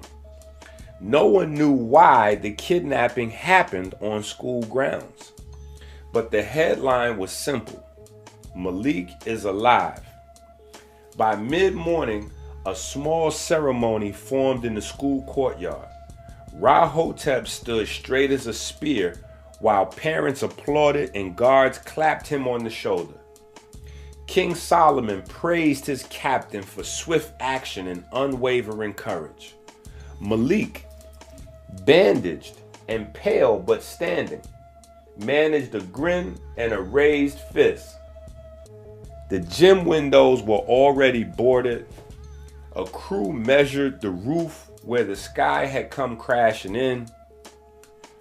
Normal seep back in by afternoon. Normal-ish. Extra guards walked the halls. ID checks appeared at the gates. Teachers tried smiling wider than they felt. Kids whispered in clusters, telling and retelling the story with new details each time. In the palace, dinner felt lighter. More laughter, more mango slices disappearing fast. The twins asked if Coach Malik would teach again. Nadessa promised to make him a get well card with green leaves and little lightning bolts. Christopher and Mar exchanged a look but said nothing. Falcon slid the backpack with the silent communicator deeper under her bed.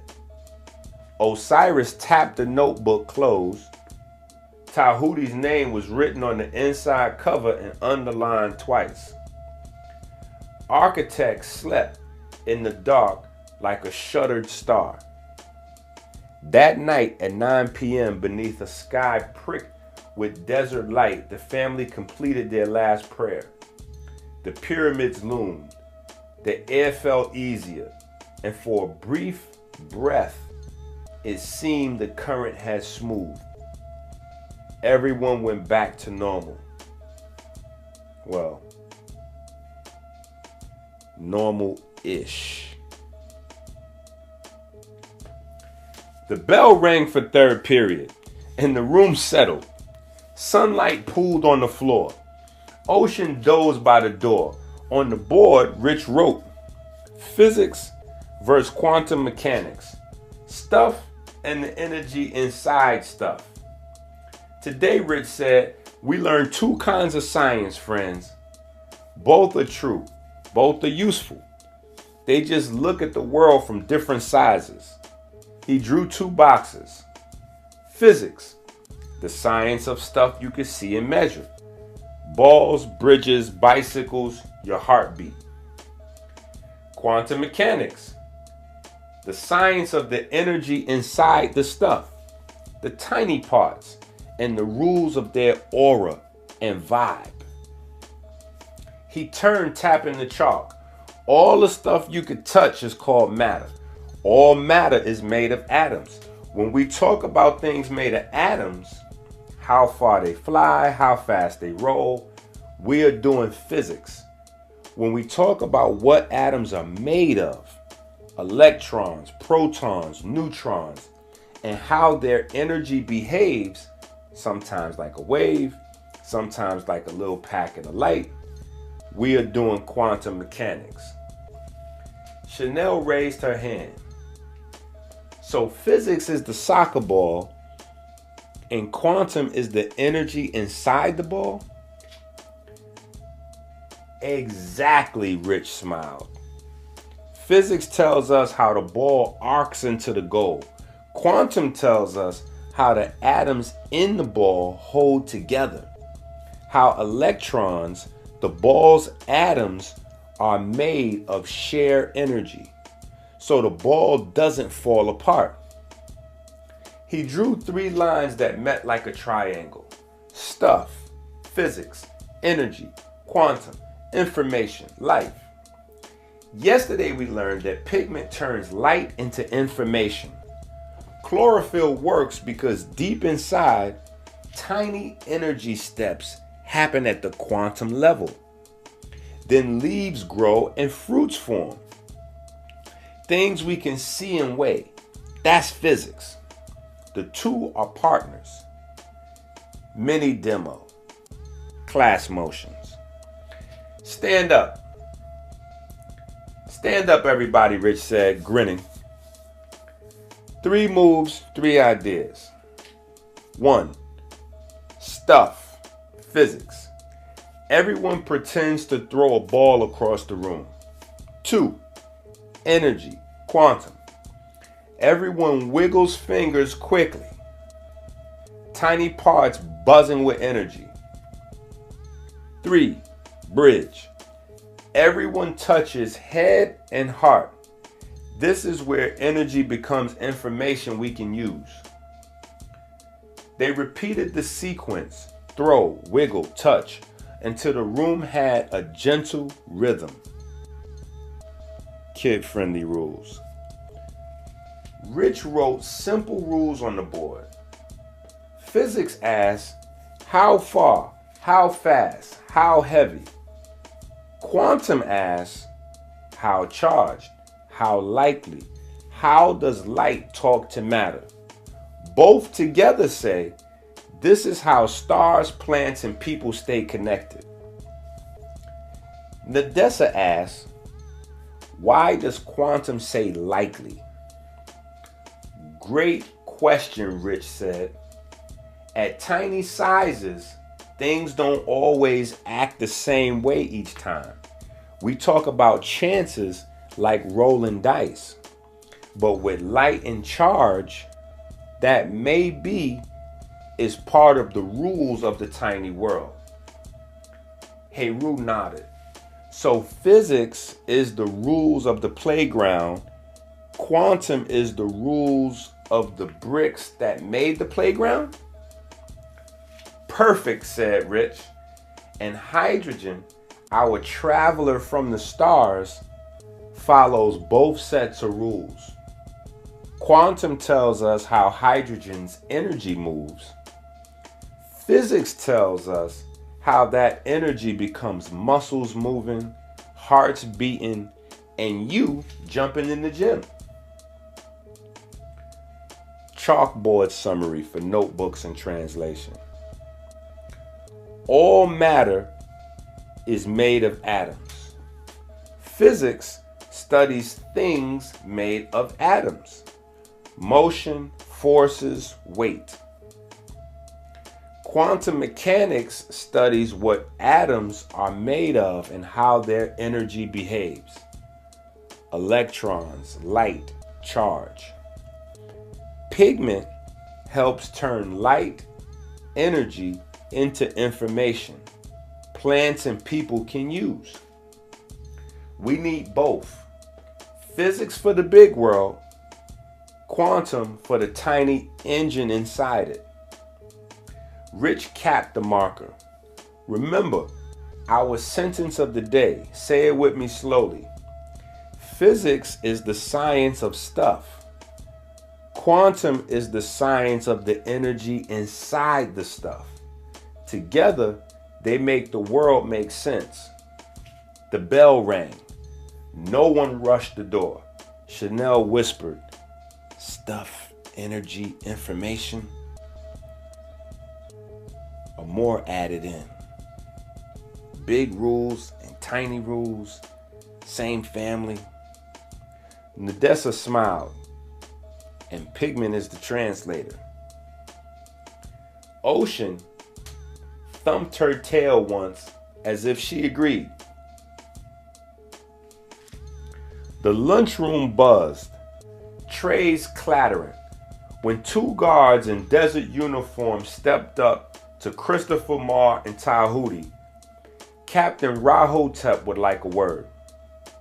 The room fell quiet as they were escorted down the corridor to the main office. Cool stone, maps pinned to corkboards, a radio murmuring in the corner. Rahotep stood behind a wide desk, sleeves rolled, eyes steady. Sit. He didn't circle them, he cut straight through.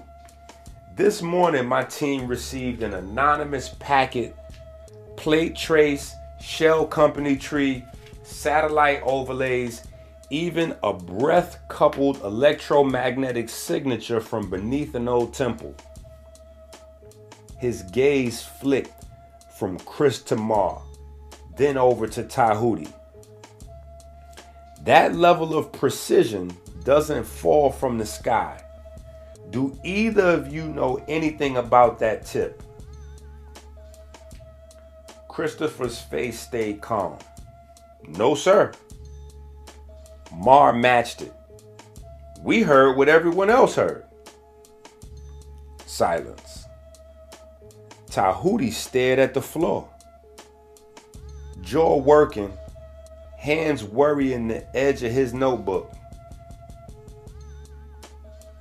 Rahotep exhaled, a hint of a smile ghosting his mouth. He turned the radio down and spoke softer. Stand up, Tahuti. The boy rose. Rahotep's voice warmed by a single degree. These two are your friends. They deserve to know why I'm not pushing harder. He looked back to Chris and Marr. He's my nephew. The air shifted. Chris and Marr traded a glance. The message was clear. Tahuti had told him. But Rahotep raised a hand before anyone could speak.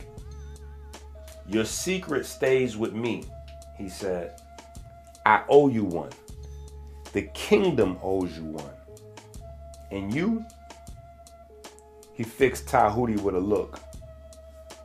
You owe them your silence outside this room. He stepped aside, opened the door.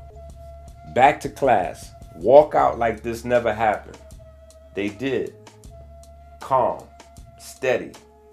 3 shadows crossing a sunlit hall.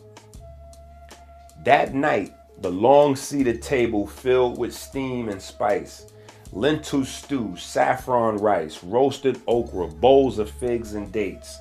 Conversation hummed until King Solomon set down his cup. Boys, he said evenly, did you hear anything about the tip that led Rahotep to Coach Malik? Rich's eyes were kind but searching. Anything at all? Christopher glanced at Marr.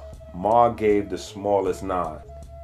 We heard what everyone else heard, they said, almost together. A beat.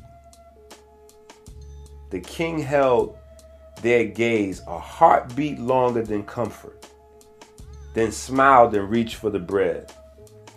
Rich let it pass with a quiet, approving tap of his fingers on the table. The room loosened again. The twins bickered over the last fig. Ocean sighed under the table like a tired drum. They ate, they laughed, they admitted nothing. They woke before the sun, gathered in the courtyard at 6 a.m. and moved as one. Heels and toes, squats, push-ups, and jumping jacks. 4.5 minutes of breath and thanks rolling softly off their tongues. After the prayer, before breakfast, The children slipped into one bedroom and closed the door. Christopher spoke first. "We let it go," he said. Looking from face to face, Mar nodded. Falcon added, "But we keep our eyes open, always." Tahuti tapped his notebook once more. "Quiet eyes," he said. "No more plans, no midnight missions, just watchfulness." A day became a week and then two. School settled into its new rhythm. Extra guards at the gates, ID checks that felt more like routine than fear. Third period for the fifth graders kept blooming. Light, pigment, hydrogen, while the middle school halls hummed with whispers and group projects. The high school corridor carried the heavy stride of exams, lab reports, and the thrum of training in physical education.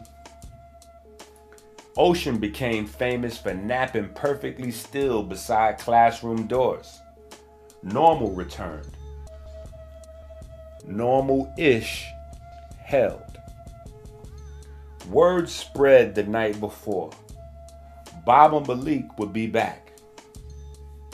By lunch, the campus buzzed like a beehive.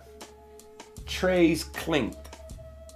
Sunlight flashed on still water pitchers. The air smelled of cumin, mint, and warm flatbread. Amor, Chanel, and Nadessa compared drawings for a welcome back coach card, green leaves, tiny lightning bolts, a broomstick turning into a spear. Falcon and Kalinda debated which poem to recite if they saw him.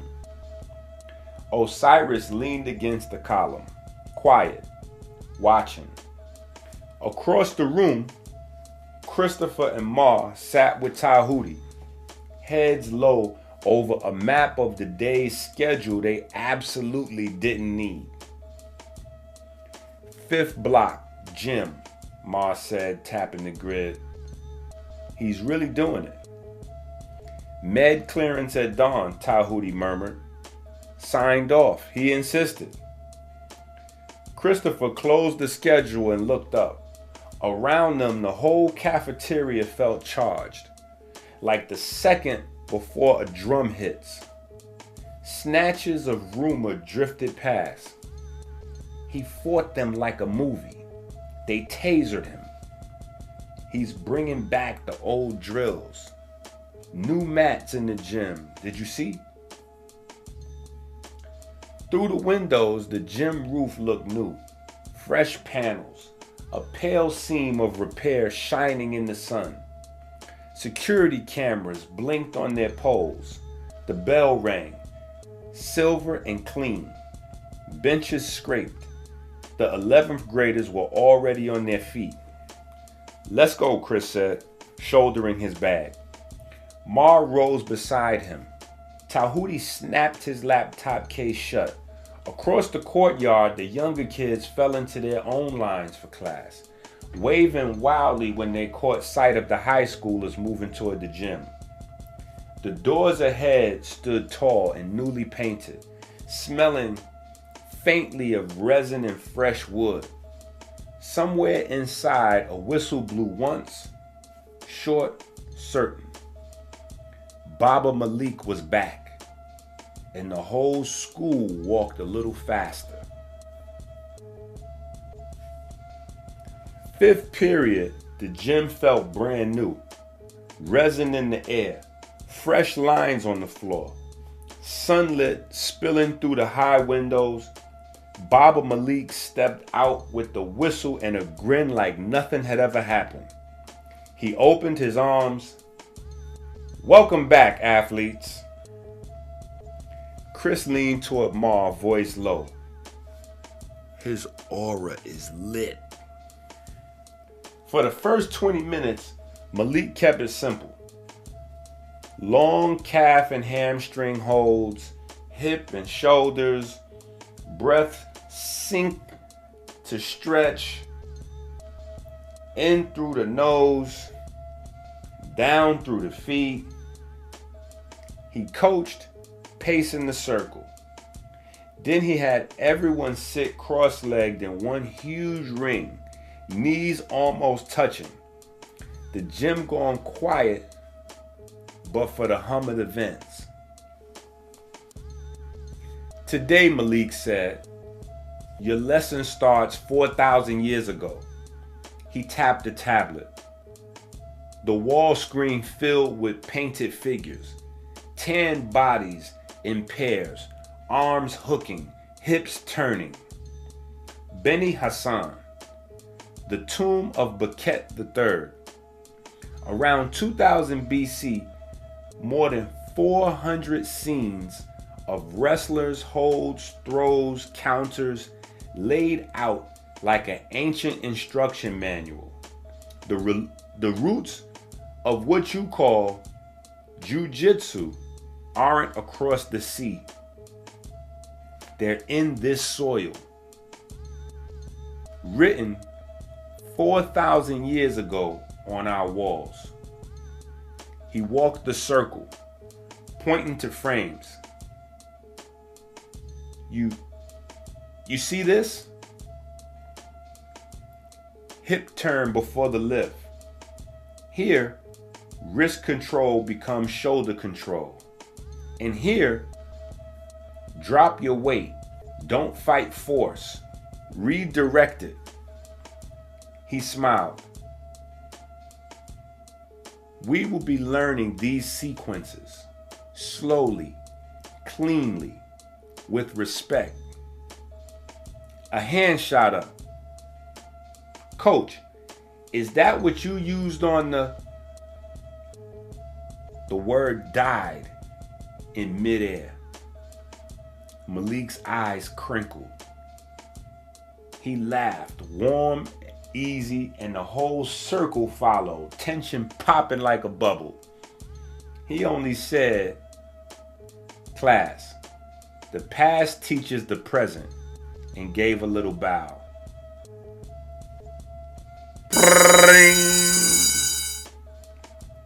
The bell rang. Mats rustled, sneakers squeaked, and the ring dissolved into motion. Everyone buzzing.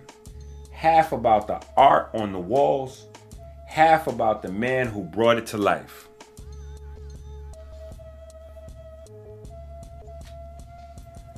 The last period dragged under a warm wash of afternoon sun.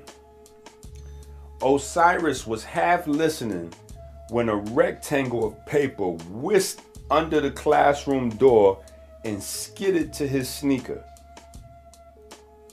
He bent, palmed it, and unfolded the tight handwriting.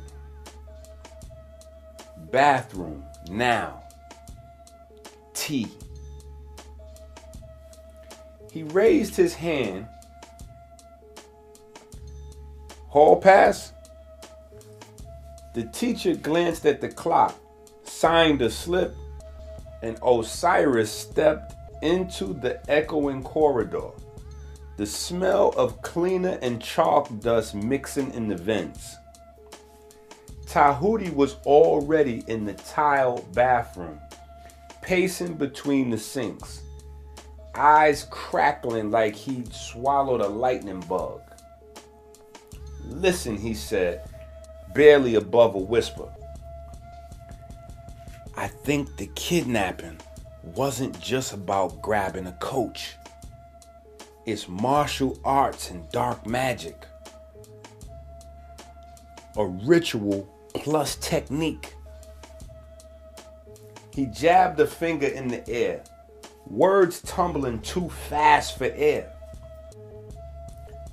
Beni Hassan sequences, redirection angles, fine. But layered with symbols, timing, and interface? That's why the cameras glitched. That's why the taser hit like a curtain drop. Technique outside, ritual inside. Osiris opened his mouth. Tahu, don't talk. Tahuti cut him off, shaking his head. Just hear me out. The boys have to meet tonight. Same place, the movie theater, after dinner. Tell Chris and Ma. No messages, no phones, face to face. He pressed the folded note back into Osiris's palm like a seal, then back toward the door.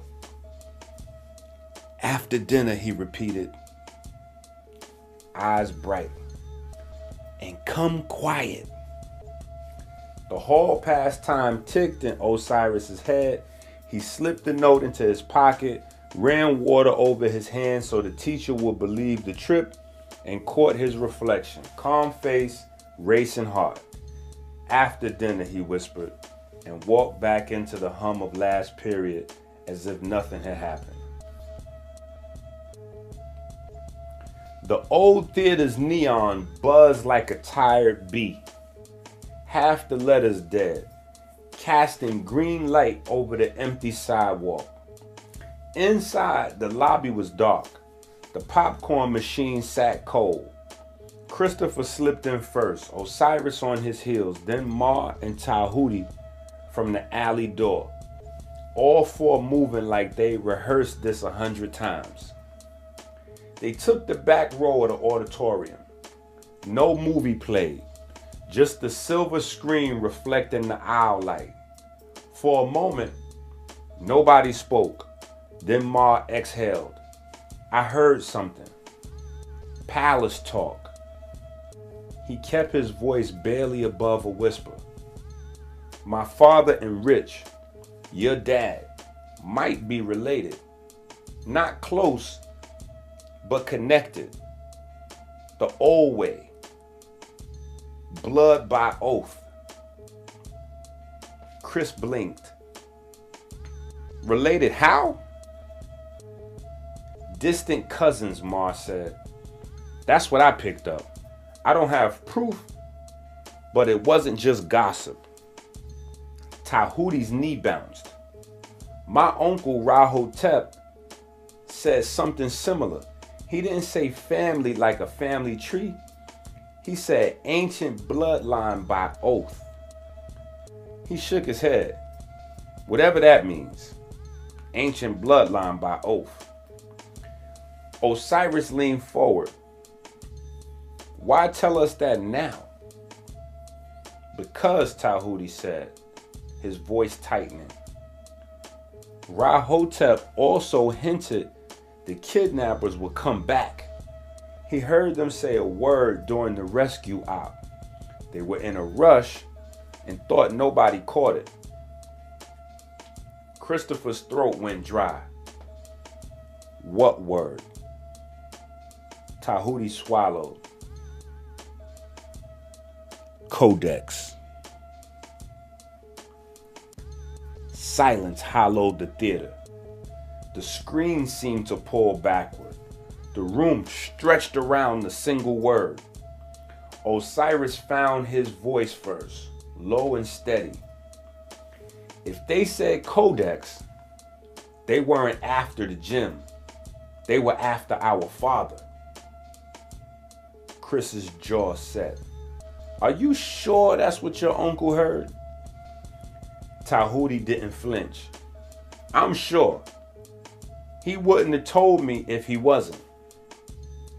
Ma looked from face to face, reading the same conclusion landing in all of them. Then this isn't over. Christopher stood, already turning toward the aisle. We need to get home. Now. Now, Osiris echoed, stuffing his hands into his pockets to hide the shake. They filed out the way they came. No words, no noise, just soft footfalls on the sticky floor. The neon's green hum fading behind them. Outside, the night felt thinner, edges sharper. They split at the corner without a plan beyond speed. back through alleys, over the low garden wall, into servant corridors that smelled of stone and soap. At the palace doors, they were just 4 boys again. Breath steady, faces blank, slipping into the lamplight as if they'd never been gone at all.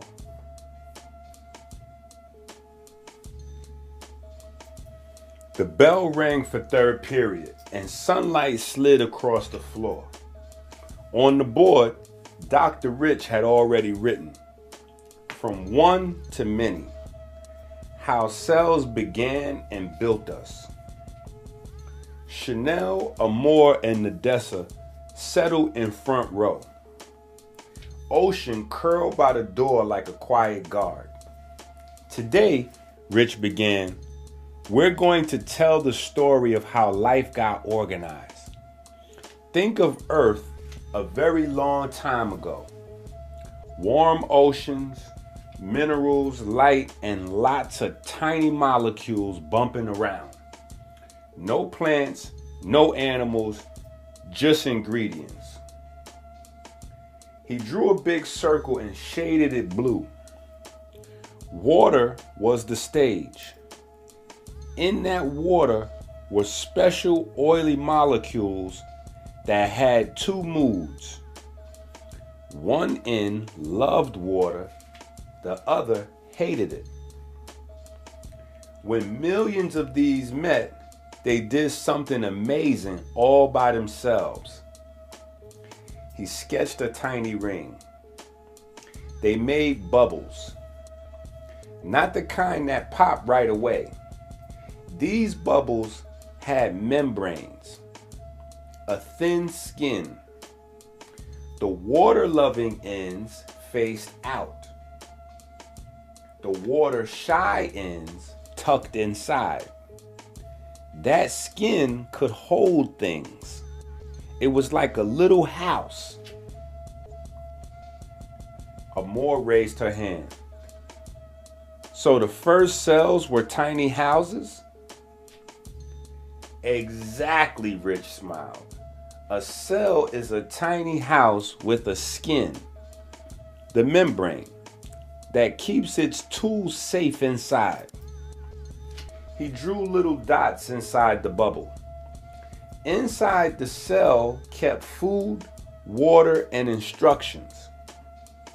We call those instructions DNA. With a safe skin and good instructions, some bubbles learn to use energy better than others. They copied themselves. The ones that worked well made more of themselves. That's how life took root.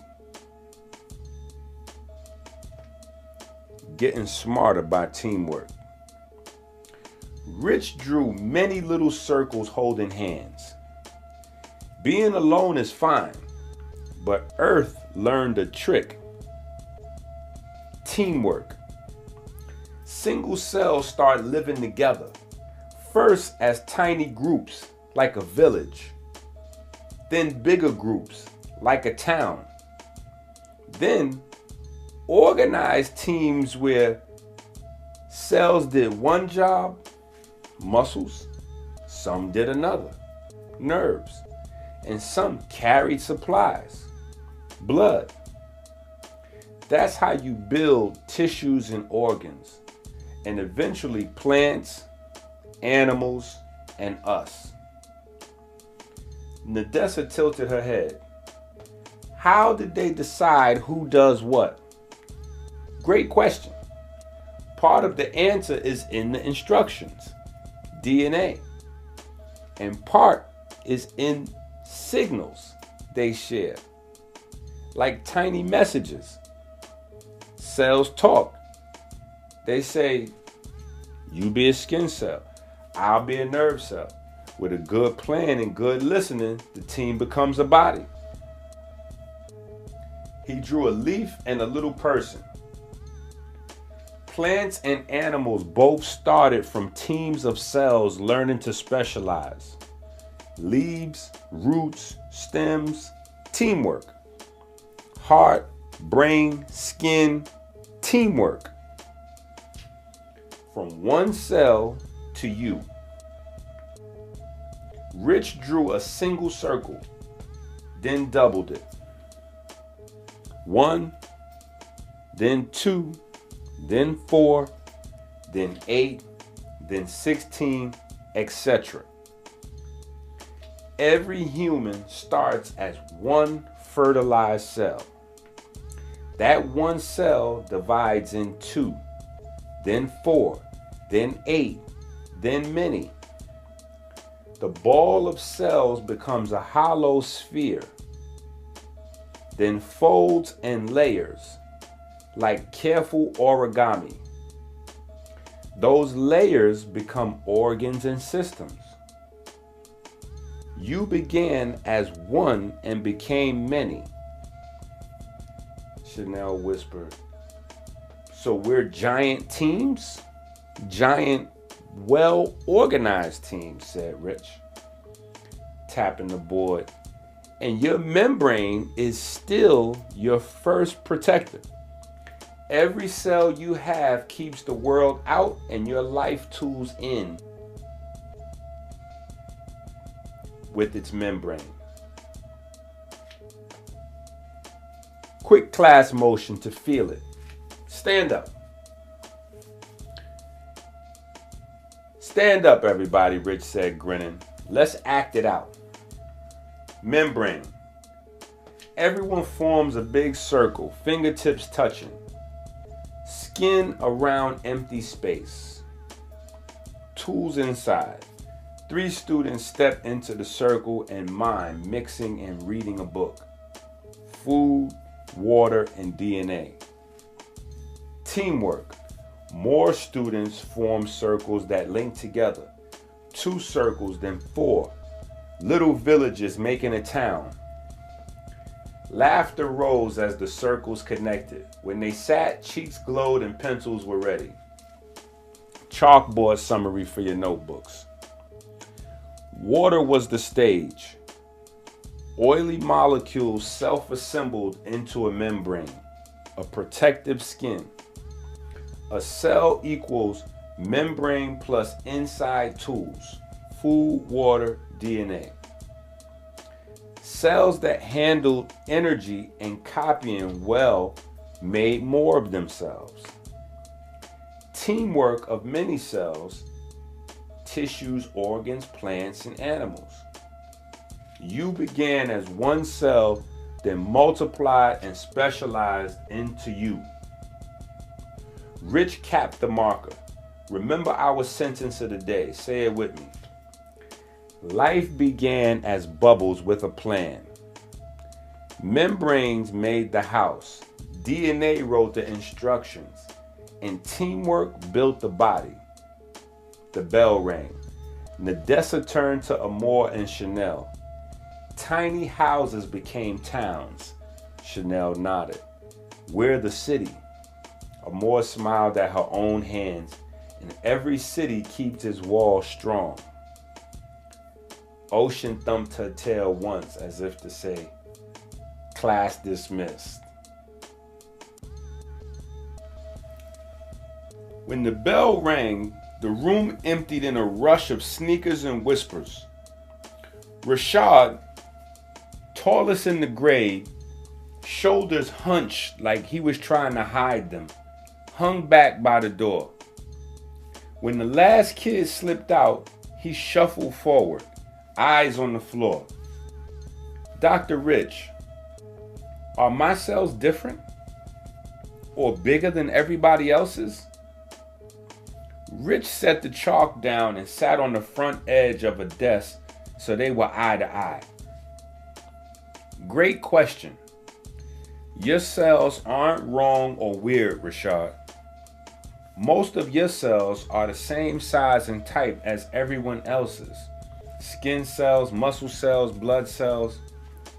The big difference with weight is that fat cells, the ones that store energy, can fill up and get roomier. Like a backpack with more snacks inside. Sometimes we carry more energy than we're using. Rashad peeked up.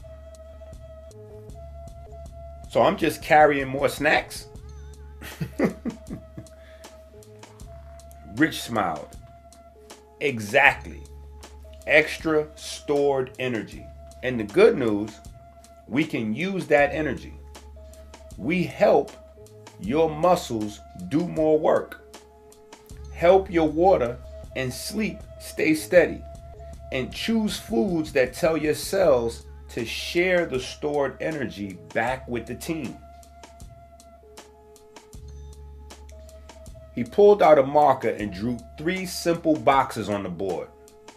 Number 1, move the current. Short circuits often. Heel raises, squats, push-ups, jacks. We already do the 4.5-minute prayer. Add a 10-minute walk with Ocean after school if you want. She loves new friends. Number 2, hydrate the river. A cup of water every hour you're awake. It helps your cells talk and move energy. Number 3, pigment plate. Greens, purples, reds. Spinach, beans, berries. Pigments help turn light into good signals for your cells. We've got full classes coming on this, Rich added. We'll go step by step how sleep helps, how breath helps, how muscles become better engines. I'll help you. We'll measure progress by how you feel and what you can do, not just numbers. Rashad's shoulders loosened. So my cells aren't bad. They're capable, Rich said, and they're on your side. We'll teach them a new rhythm. Rashad nodded, a grin sneaking in. Can I walk Ocean today? If her schedule allows, Rich joked, then tapped his own temple. Start with one promise for today. Which one? Rashad thought, then held up his finger. Water every hour? Done, Rich said, offering a fist bump. See you tomorrow, team leader. Rashad left the room with his head a little higher and a new pep in his step, like someone had just lightened the backpack he'd been carrying all alone. By then, lunch in the Great Hall had become a ritual of its own. The Abs kids and the Real kids sharing the long table, trading jokes and mango slices while the rest of the school watched them like a little weather system. Weeks slid by without incident. Everyone was in martial arts now. Mats unfurled each afternoon, bows before practice, breath steady. Rashad, the biggest 5th grader, hit his water every hour promise and stacked quiet wins. Longer plank holds, cleaner squats, a smile that showed up faster each day. Nothing strange. Normal-ish. Until Mar wandered deep into the school library and came back with a book that didn't feel like it should be touched with bare hands. It was bound in cracked brown leather, edges singed by time, a small embossed sigil on the front, 2 gripping figures framed by a thin crescent. The spine creaked when he opened it. The title was hand-inked across the first page in a mix of old forms. On the hands and the hidden. Arts of combat and the quiet sciences. Margins were filled with tiny drawings, hips turns, wrist locks, foot circles, and between the sequences, lines about timing, stars, breath, and gates. Hip turns, wrist locks, foot circles, sequences, timing, stars, breath, and gates. That night, Mars set it on the dinner table like a found artifact. Platters of kashari, roasted carrots with cumin, bowls of figs weighed around it. The room stilled. Father, Mother, Dr. Rich, Mar said, palms flat on the leather. I found this in the back stacks. It talks about martial arts and magic. What is it? King Solomon's eyes narrowed with recognition before he smoothed them. The queen traced the crescent on the cover without quite touching it. Rich leaned in, reading a few lines silently. Solomon cleared his throat. Some call this magic. In our house, we call it discipline and timing. These pages mix the Beni Hassan sequences you're learning, throws, counters, redirection, with the old study of when and how to move, breath counts, star positions, and the way attention changes force.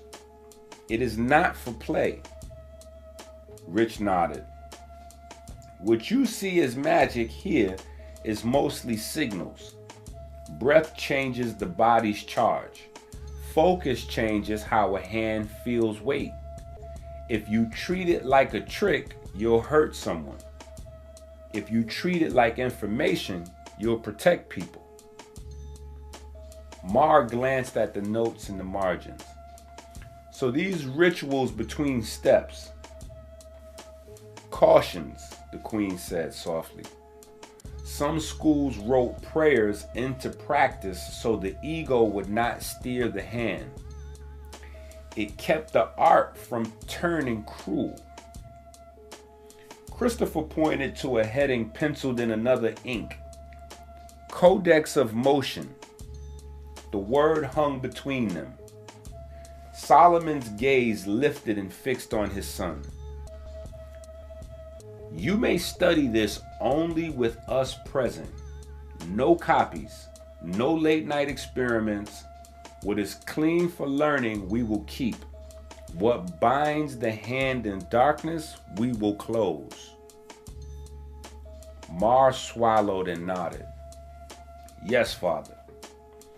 Rich turned a few more pages and tapped a diagram where a throw sequence sat beside a tiny sketch of a semi-lunar arc. And the note, never meet force head on. Open the gate and guide. He smiled lightly. This part, he said, we'll bring to class. The rest waits.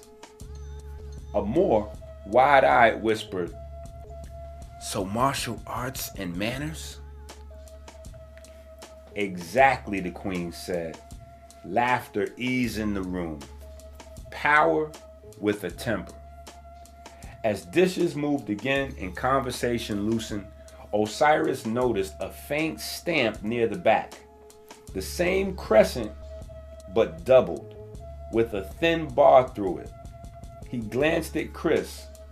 Chris gave the smallest shake of his head. Not here, not now. King Solomon closed the book with both hands as if lowering a lid on a bright box. After dinner, the library, he said, will mark the pages that keep the body honest. The rest sleeps. They ate, they laughed. The old book waited at the center of the table, quiet as a coiled lesson. And somewhere beyond the palace walls, the night listened.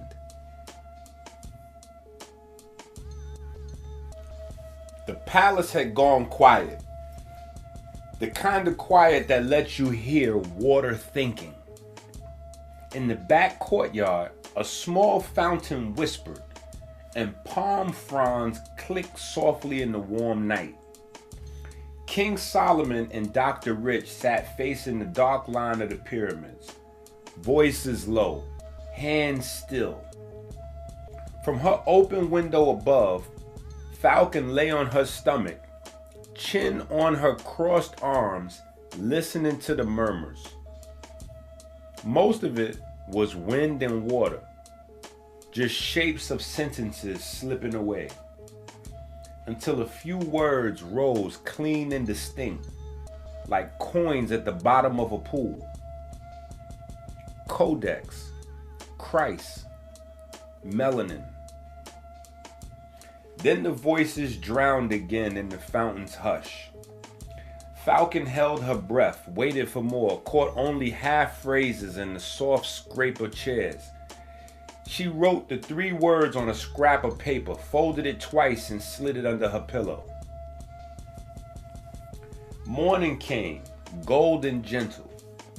After the family's 6 a.m. prayer, heels, toes, squats, push-ups, jacks, they washed up, dressed and filed out.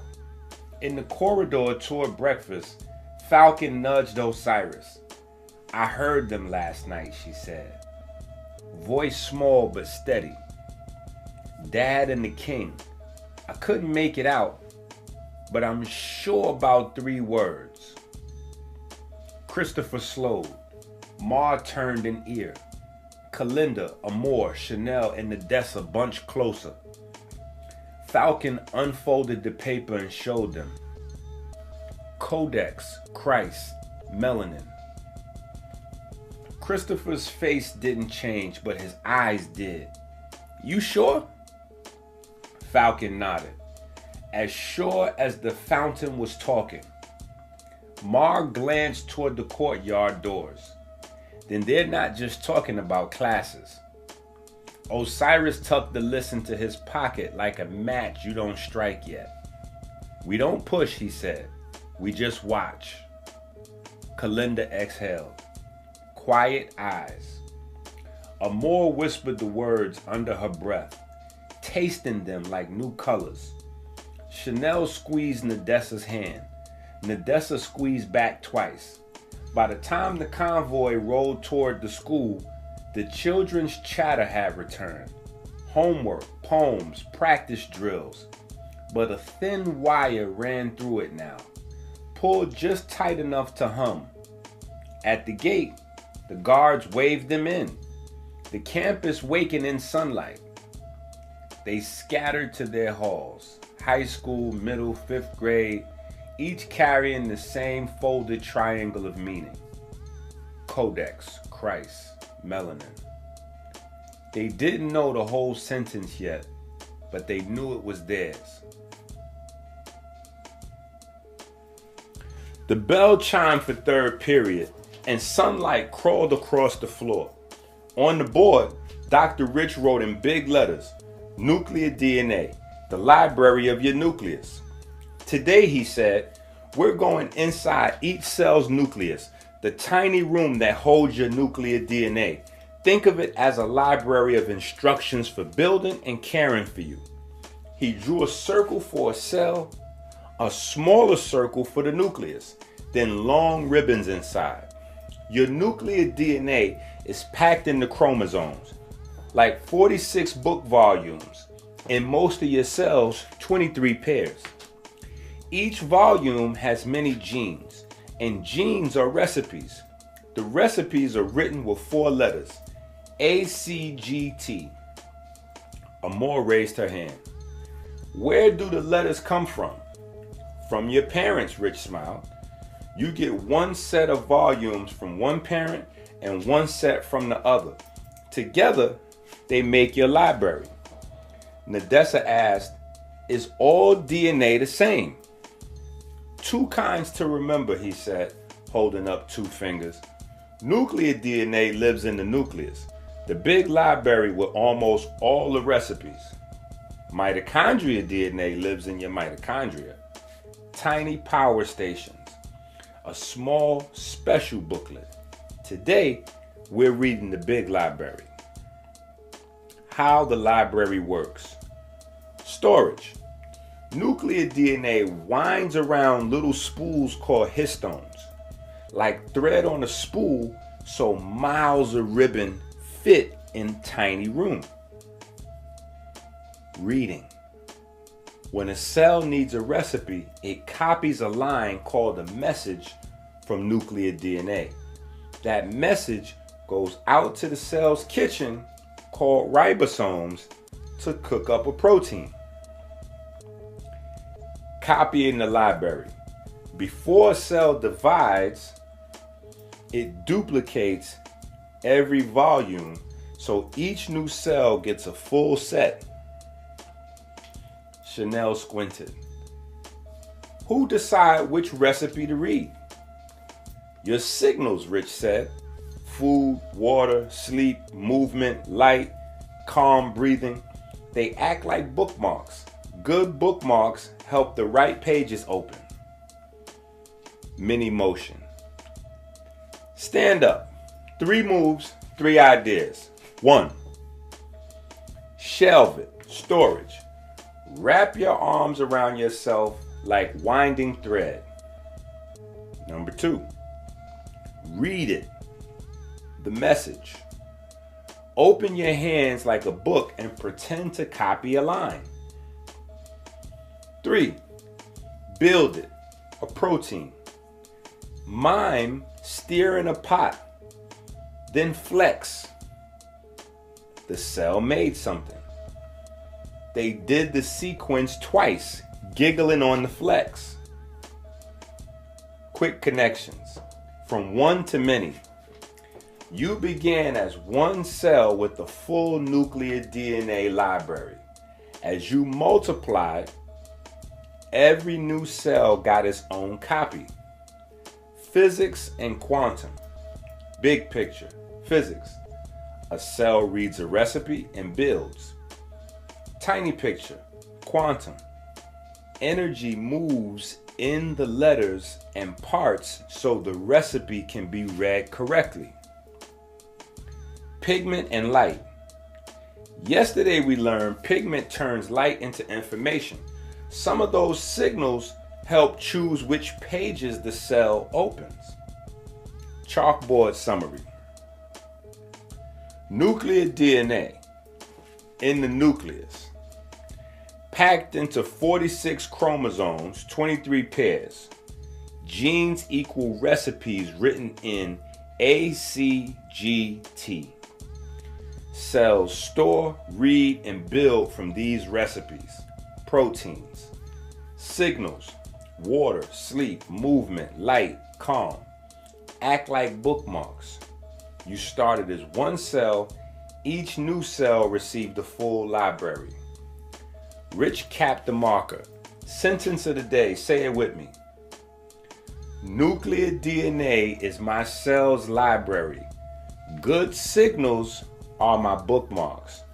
Proteins are what the recipes make. The bell rang. Chanel whispered, "Keep the library neat." Amore nodded, tapping her water bottle. "And keep the bookmarks kind." Nadessa grinned. "So the librarian is me." The lunch hall buzzed like always. Trays clicking, voices bouncing off stone, and the Abs and Rayal table filled up fast. The food was on point. Lentil pilaf, roasted carrots with coriander, warm flatbread, little cups of pomegranate. No one thought twice except Chanel. She paused mid-bite, eyes narrowing just a touch. "The cooks are new," she whispered to Amore and Nadessa.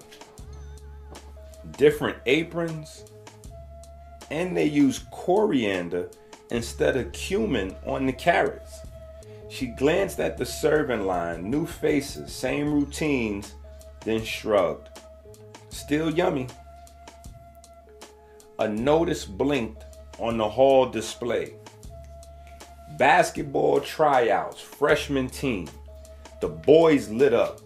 Christopher and Mar traded quick grins. Osiris straightened in his seat, already picturing layups and footwork drills. Across the room, Seth raised his voice just enough to carry. "Hey Osiris, you excited for nothing, huh?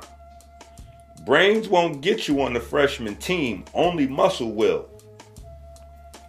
A ripple of laughter moved through nearby tables. Osiris's jaw tightened. He stared at his tray, then at the tryouts notice. Heat crawling up his neck. Falcon touched his elbow once. Easy. River, not stone. And he drew a breath through his nose slow. He looked up, ready to answer. Ring! The bell cut the room in half. Chairs scraped, trays stacked. The tide of students surged towards the doors. Seth smirked over his shoulder and disappeared into the stream. Osiris stood last, eyes on the notice a second longer, then turned for class without a word. Just a promise he kept to himself.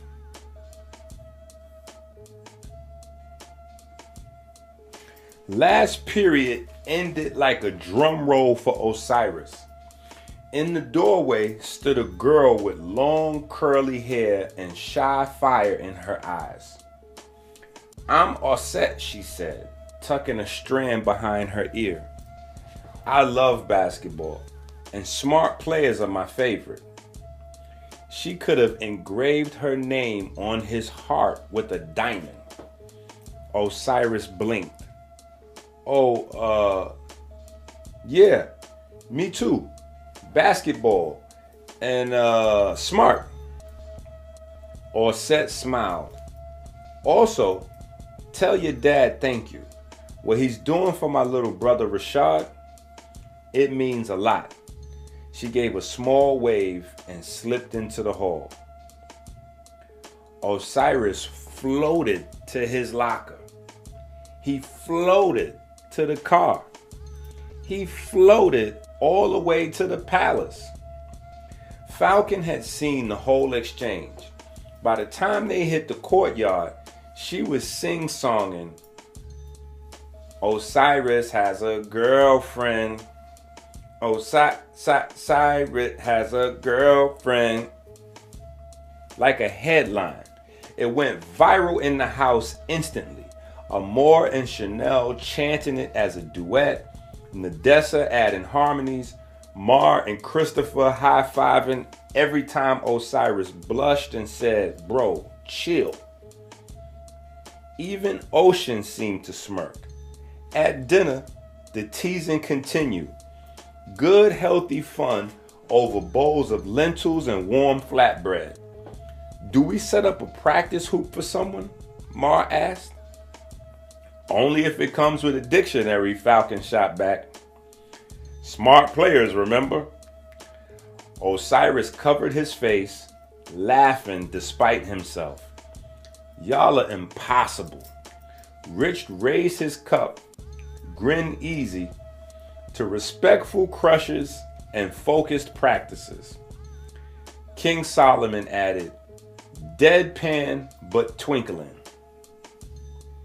And to the defense, learning to read passing lanes. They clinked water cups. Later at 9 p.m., the family closed the day with prayer, heels, toes, squats, push-ups, jacks. Thanks, rising into the warm night. When Osiris laid down, the last thing he saw was a notebook page that read, "Tryouts plus OS." He erased the last two letters fast, and the last thing he felt was a steady drum in his chest that sounded a lot like game day. Morning hit different. The campus that usually sang with chatter felt hollow, echoing with chants from beyond the gates. Half the desks were empty. Outside the fence, parents held hand-painted signs and shouted under a haze of dust and heat.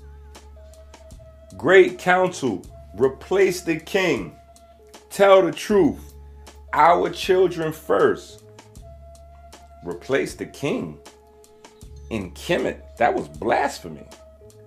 A thunderclap no one had ever heard shouted in daylight. Before first period, Mar, Christopher, and Osiris cut through the courtyard and found Tahuti hunched by the bulletin board, eyes lit like he hadn't slept. He didn't waste words. Someone leaked online that the king knew everything about the kidnapping and kept it secret for money. Christopher's jaws flexed. That's a lie. Mar's face went still. Coordinated smear. Osiris glanced at the gates, at the signs, and said, "It's working." Tahuti nodded. It's spreading fast. They didn't need a meeting to decide. Christopher said it first anyway. "We go to the palace now. We leave the girls in class, less heat on us, less risk on them." Mar agreed. In and out quiet. Osiris sent one short look across the yard. Falcon and Kalinda had just walked in with Nadessa, Amor, and Chanel, unaware of the gathering storm. He breathed once. Steady. Let's move. Slip out. Security had doubled at the front, so they cut along the maintenance corridor that hugged the gym's rebuilt wall. A service door clicked to a loading alley where food vendors came and went. The air smelled of sesame and diesel. A tuk-tuk rattled past. Driver glancing back. Christopher raised a hand. "Palace Quarter?" The driver squinted, then waved them in. 60 pounds. Christopher slid into the back with Mar and Tahuti. Osiris hopped up beside the driver to point turns. At the end of the ride, Chris handed over a 100 Egyptian pound note. Pale purple. The driver counted back 40 Egyptian pounds. 220 Egyptian pound bills into his palm and replied, "Shukran." "Thank you," Chris said, tucking the change. They slipped off on a side street and took the last 2 blocks on foot. Heads down, caps low. Palace perimeter. The palace gates were tighter than usual. More guards, more radios. The boys knew the staff entrance by the gardens. A junior guard recognized Mar and lifted the latch with a warning in his eyes. Straight to family quarters, no wandering. They nodded, cut through the shade of date palms, and slid into the guest wing they now call home. Doors closed. The noise of the protest thinned to a distant thrum. In the quiet, the 4 of them stood in a tight circle, the decision already forming. Whoever leaked it, Tahuti said, timed it to rupture the school and the palace at the same time. "Divide the house," Mar muttered. Osiris set his palms on the table. "We prove it's a lie and find who lit the match." Christopher's gaze moved from face to face. "We start here. Family first. Then we follow the current." Outside, the chants rose and fell like a rough sea against stone. Inside, 4 boys drew breath as one, eyes open, listening for the next move. They slipped into the boys' room and shut the door against the palace noise. In one practice sweep, Christopher dragged the trunks from under the beds and unzipped the go bags. No labels, no brands, just matte black fabric that swallowed light. Inside, undisclosed gear, compact and calm. Christopher checked each bag by feel rather than sight, nodding once when everything answered his hands. Osiris slid the slim digital communicator entered an inner sleeve, arc, the nickname for architect, its edge giving a single pulse, then going still. Quiet in, quiet out, Mar said. They moved through the servant corridor, past the laundry's warm breath, and out a garden gate where the stone wall was lowest. A sprint across date palm shade, a hop to the outer lane, and they were in the city, caps down, steps easy. Arc vibrated twice in Osiris's pocket. He cupped it, whispering, "Route." A faint line painted itself across the small screen. Back alleys, then tram spur, then service road. Checkpoint shimmered red, detours green. They cut left through a spice market, right along a shuttered workshop, then hopped the rattling tram 2 stops outbound. Faces turned to the window like ordinary boys playing hooky. By the time they transferred to the service road, the city thinned into scrub and sand. The wind tasted like hot metal. Mar pointed to the horizon. There. Half-buried columns broke the flat like teeth. The abandoned temple Rahotep's team had raided to pull Malik out. New boards patched an entry. New tire tracks scalloped the slope. They dropped to a crouch behind a low ridge. Christopher swept the sight with a tiny, lensless monocle. Osiris pressed Arc to his palm. Arc passive scan only, he whispered. No pings. A quiet feed unspooled. Heat ghosts in the shade. Faint electromagnetic chatter like tire bees. And a floor plan stitched from an old survey file and last raid telemetry. 4 chambers, 2 stairwells. The northern stairwell showed disturbed sand, freshly disturbed sand. Someone's been back, Tahuti said, voice low.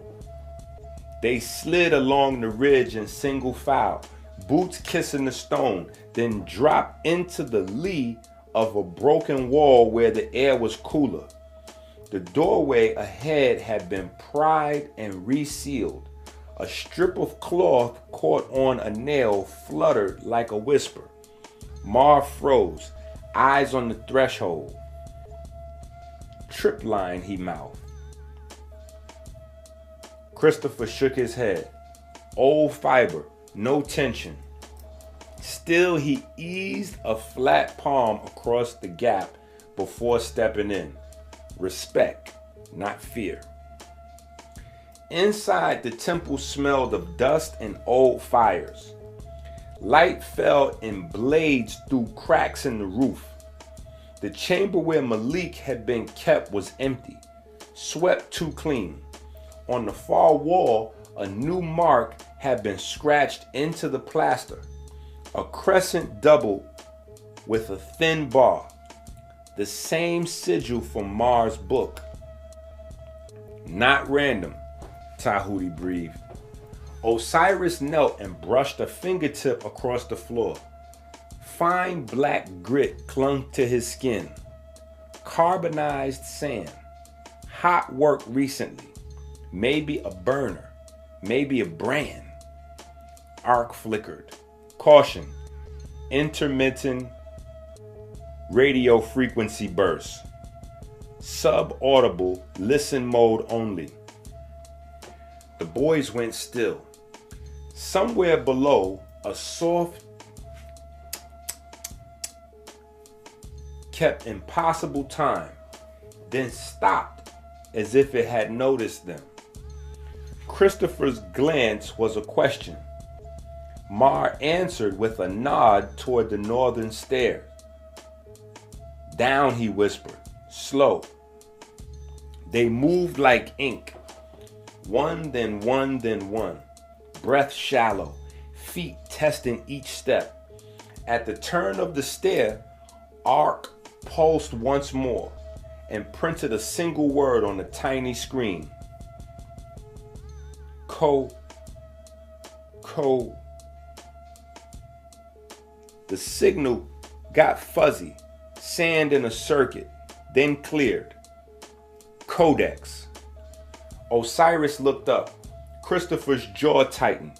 Mars' eye sharpened to points. Someone had come back to the temple and left a whisper with teeth. Mark it, log it, out, Chris said softly. We bring this to the family first. They retraced their steps, palmed the door closed, and let the desert swallow their footprints as they curved away from the obvious trail. Cityward, the tram rails winked in the heat.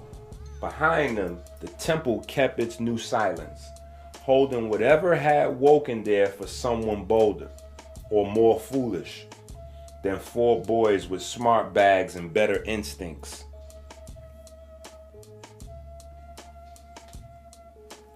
They didn't sneak this time. Christopher squared his shoulders at the palace gate. Front door, he said.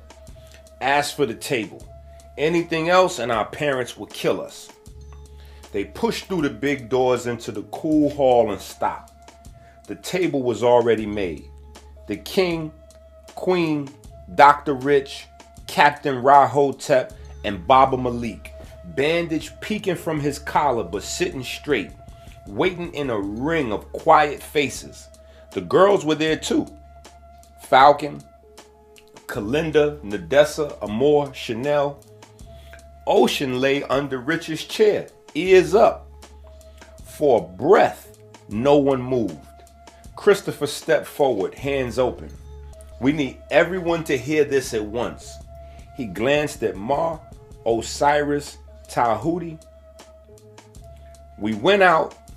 We're sorry. We didn't ask. We thought time mattered. Rahotep's jaw worked, then relaxed. The queen's hand rested over her heart. The king's eyes were flint and fire. Sit, Solomon said. They sat. Chris kept it clean. There's a smear online saying you sold the truth for money. We know that's a lie. We went to the temple where Baba Malik was held. We found signs that someone's been back. A mark on the wall, the double crescent with a bar. Same as the bookmark found. Fresh tracks. A faint radio frequency ticking from below. Our communicator stayed passive and caught one word in the noise. Codex. He slid a small slate to the center. No labels, just a dim map, timestamps, and 3 still images. The disturbed stare, the scratched sigil, a heat ghost under stone. That's all we took. No contact. We came straight home. Silence held. Then Falcon reached into her pocket and set her scrap beside the slate. Codex, Christ, Melanin. I heard Dad and the King say those last night, she said softly by the fountain. Rich exhaled through his nose, a tiny, tired, almost laugh. Front door was the right call. The Queen's voice was gentle but iron. You do not leave this house like smoke again. Yes, ma'am, Mars said, and the others echoed. Rahotep leaned in, studying the sigil photo. Same sign we flagged in 3 old case files and on the back page of that library book. He cut a look at Tahuti. You four walked too close to the fire, but you brought back heat we needed. A beat. I still owe you one. Consider this partial payment. I'll put a quiet team on the temple tonight. You will not be on it. Baba Malik tapped the table near the image of the stair. They like gates and timing. Redirection outside, ritual inside. He met the boy's eyes, then the girl's. If you train under light. No alley matches. King Solomon finally spoke. The room cooled around his voice. There are whispers around the codex. Much of it is story. Some of it is map.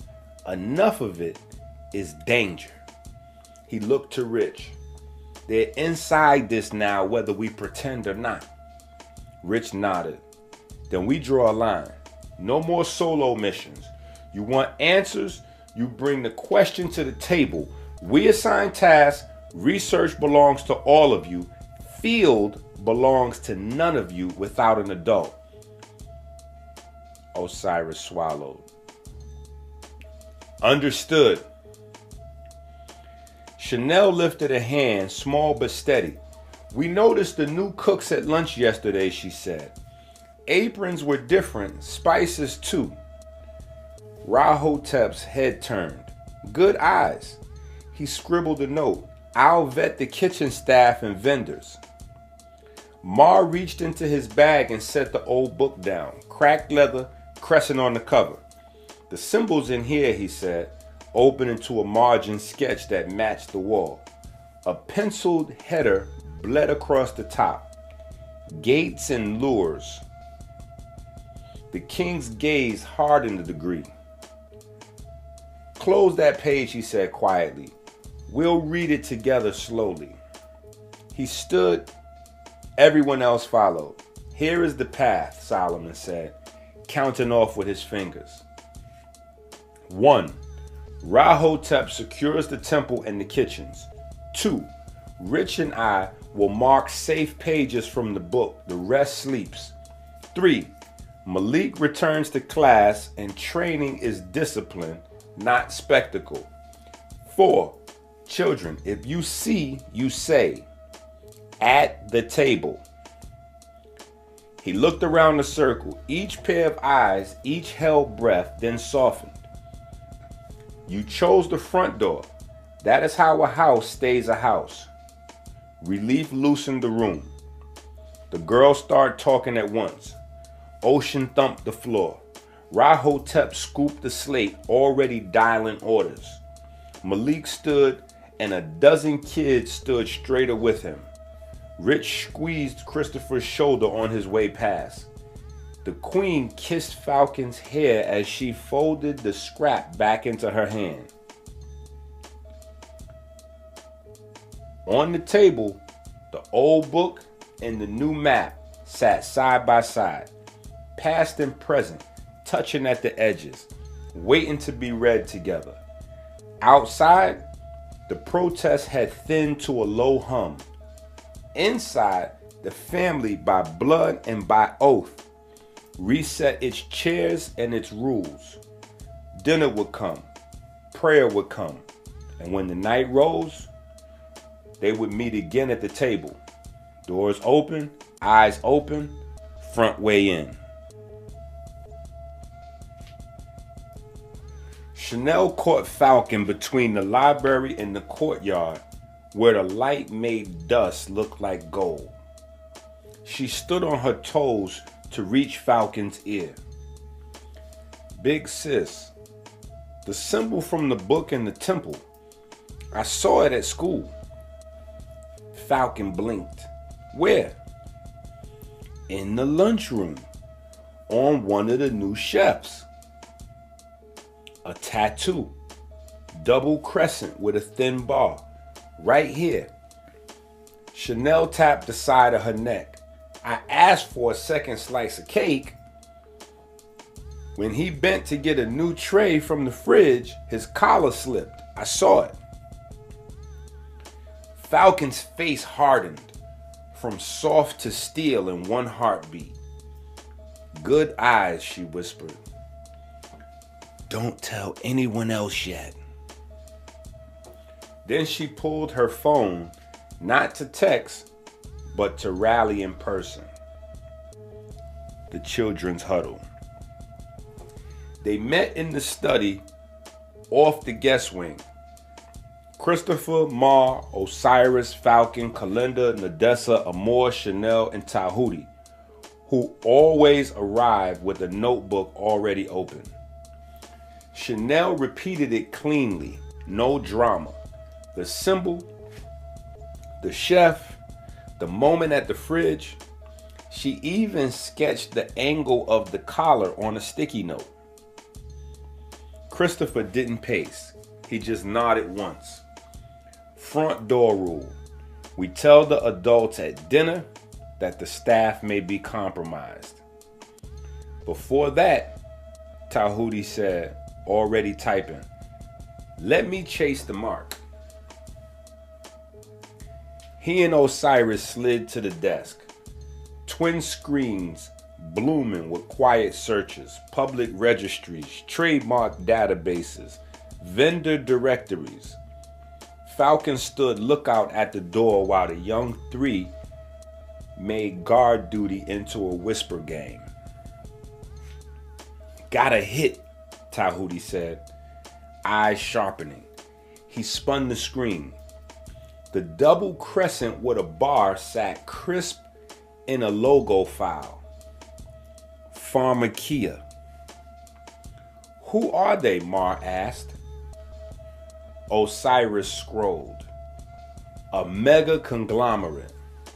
Medical and wellness supply lines. Front page brags. Heart medication portfolios and nutritional services. He tapped a corporate map. Shells inside shells. Distribution arms, catering subsidiaries.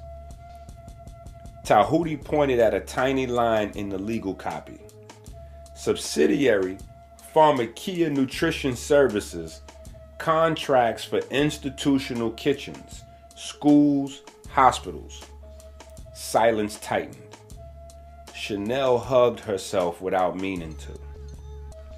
Christopher closed his laptop. Enough to raise the flag. We bring exactly this to the table. No guesses, no extra color. Just what we saw and what we can prove. Falcon nodded. Front door. They broke, washed their faces, and walked to dinner like any other night. Like school was just school and kitchens was just kitchens. Around the table. The seated table glowed under warm lights. Bowls of rice and roasted vegetables steamed. Ocean thumped once, then went still. The king, the queen, Dr. Rich, Rahotep, Baba Malik were already seated when the children filed in. Christopher didn't sit all the way before speaking. We have news. Request to share it at the table. Solomon's eyes flicked to Rahotep, then back. Proceed. Chanel stepped forward, small, brave. The symbol, the double crescent with a bar. I saw it on a chef's neck at school today, under his collar. I was right next to him. Falcon followed. We called a meeting. We stuck to the rule. Front door. Osiris and Tahuti set a tablet between the platters. Screen already zoomed to the logo file. We found the symbol registered to a company. Pharmacia, Osiris said. They're enormous. $1 trillion market cap on paper. They make heart medications and run nutrition services. One of their subsidiaries sells institutional kitchen contracts. Tahuti added, we didn't cross any lines. Public registries, visible pages only. But the match is clean. He tapped the screen. The logo and the symbol for Mars book sat side by side like mirror and memory. Rahotep had his pen out before the words finished. Names, screenshots, timestamps. Already packaged, Tahuti said, sliding over a drive. The queen reached for Chanel's hand. You were careful, right? Yes, Mother, Chanel whispered. Baba Malik studied the logo as if it might move. They'd hide in plain sight, in kitchens, in contracts, in routine. Rich's voice was low, even. And their public face is hearts and food. Solomon's gaze moved around the circle, landing last on Christopher. You brought this properly. Thank you, he returned to Rahotep. Quietly replace the school kitchen staff tonight. No alarms, verify identities, contracts, and supply routes. If Farmer Kia's hands are in our house, we cut them out lawfully. Rahotep inclined his head. Yes, my king. Rich tapped the table near the tablet. We don't jump to medical conclusions, he said, eyes on the children. Logos are smoke. We follow fire with care. But you did the right thing. Christopher exhaled. We'll stay on our side of the line. The king lifted his cup to clear eyes and front doors. Cups clinked softly. Conversation returned in strands. The food tasted like food again, but under the table, Ocean kept her head on her paws, eyes open, watching the door where servants came and went, where a collar could slip and a symbol could hide in the seam between normal and normal-ish.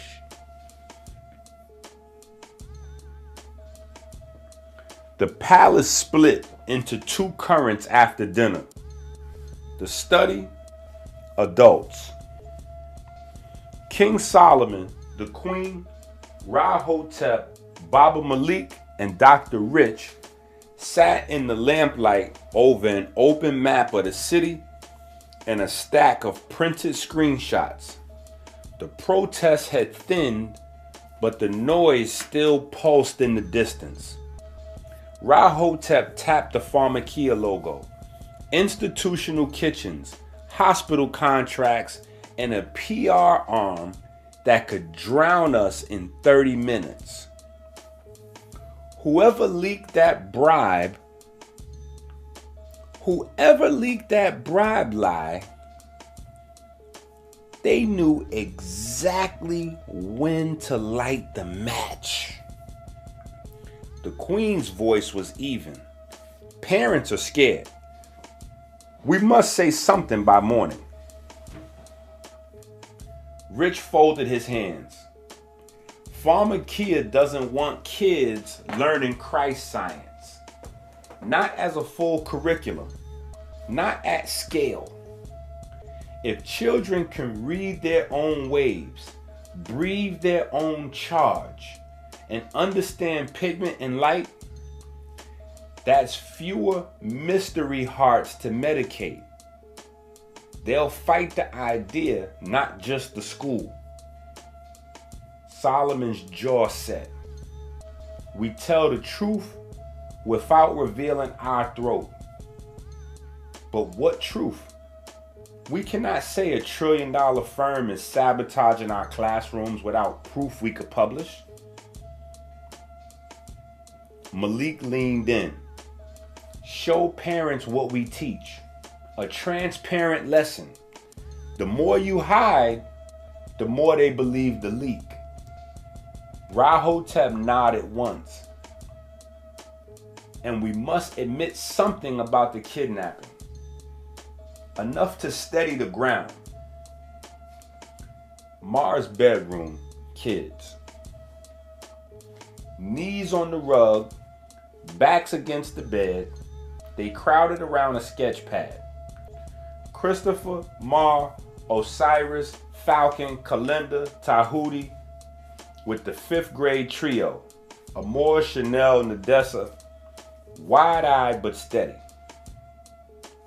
Chris tapped the page. Pharmacia's logo at school kitchens. Pharmacia sells heart meds. And Dad keeps saying, Christ, that's the heart's wave. They're trying to stop the curriculum from getting born. Tahuti scribbled arrows. We push back where they can't choke it. Public. In the beginning was the way was God, the way was God, the way was hard. Every step a symphony. Let's go to Amazon and get all our books, please. Anonymous packet to local news about the symbol, the vendor contract, the timing. Calendar frowned. If we go loud, we risk the front door rule. Falcon nodded. We don't send anything without the table's blessing, but we plan it so the grown-ups have a ready tool. Chanel hugged her knees. Parents need to see what we see. A knock. A butler's voice through the wood. The king requests the children in the study. They traded looks, then stood as one. The study. They filed in. Ocean lifted her head. The adults paused their low voices. Rich's eyes went to Osiris. Quick question, he said lightly. Do you have any digital communicators with you for ARC? Osiris froze. Silence. Rich arched an eyebrow. I told you to leave that stuff at home, he exhaled, half a laugh. I also know you didn't. The girls tried, failed not to smile. Falcon snorted, Calendar covered her mouth, even Chanel's eyes sparkled. Rich turned deadpan. Why are the girls laughing? Before anyone could answer, Rich's children vanished like a drill they practiced 100 times. Out the door, down the hall, and came back 30 seconds later. Arms loaded with duffel bags. Christopher set 2 on the table. Falcon thumped one by a chair. Osiris shouldered off another. Amore and Chanel dragged a smaller pair across the rug. Zippers whispered. Matte black, sleek edges. Weapons undisclosed. Digital communicators. Arc link. Pulsing faintly like quiet stars.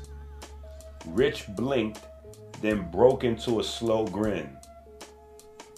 Oh. Y'all was ready, huh?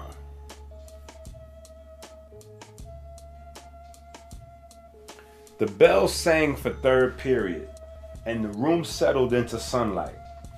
On the board, Dr. Rich wrote in big, steady letters, Masterclass, the Christ Wave, your heart's song. Ocean curled near the door. Chanel, Amore, and Nadessa slid to the front row. Rashad came in a beat later, shirt looser at the shoulders, eyes bright. Rich smile flickered like fire. The boy looked 5 to 10 pounds lighter. He was proud, but more importantly, he stood taller, confident. Rich gave him a small nod. Rashad nodded back. Number 1, what is the Christ? Rich drew a simple heartbeat line, 4 tall letters under it. QRST. Q equals quiet, ready. The spark gets the ventricles ready. R equals rise, the big squeeze that pushes blood. S equals settle, the squeeze finishes. T equals tune, the heart resets and recharges. Think of it like a 4-step dance your heart does all day, he said. Energy, action, finish, reset. Energy, action, finish, reset. He tapped the board. Pigment turns light into information. The heart turns that information into motion. A wave you can feel at your wrist. Number 2, feel the wave. Stand up, 4 moves, soft and smooth. Q, quiet, ready. Hands at chest, inhale through the nose. R, rise. Gentle press forward with palms like sending blood. S, settle. Lower hands and exhale slow.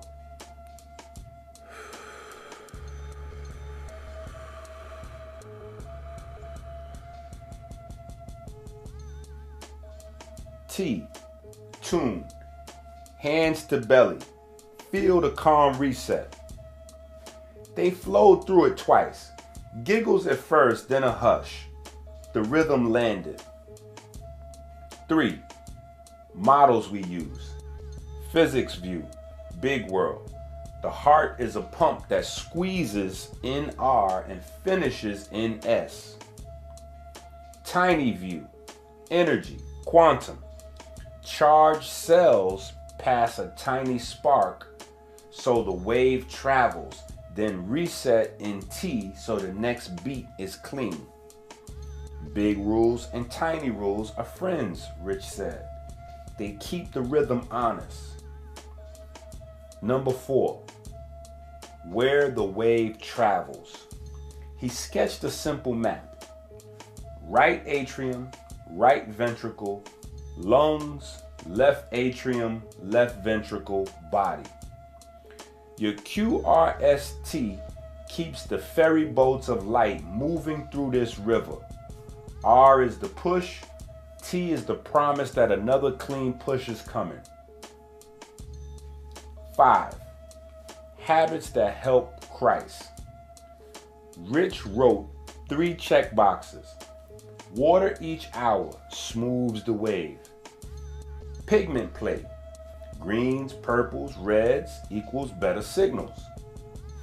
Short movement breaks. Heel toe raises, squats, push-ups, jumping jacks. Current in motion. He glanced at Rashad. I see a teammate keeping promises. Rashad's grin snuck out. A couple classmates tapped his fist. Number 6, mini lab. Count your calm. Pairs placed, 2 fingers lightly on the wrist. Count heartbeats for 15 seconds. Do 1 Christ breath cycle. Q is inhale, R is press, S is exhale, T is rest. Count again. Did your number stay steady or drift a little toward calm? They jotted results. Amor whispered. Mine softened. Nadessa nodded. Mine too. Chanel drew a tiny wave next to her numbers. Chalkboard summary. Q equals quiet and ready. Spark gets set. R, rise, the push. S, settle, finish the squeeze. T, tune, reset for the next beat.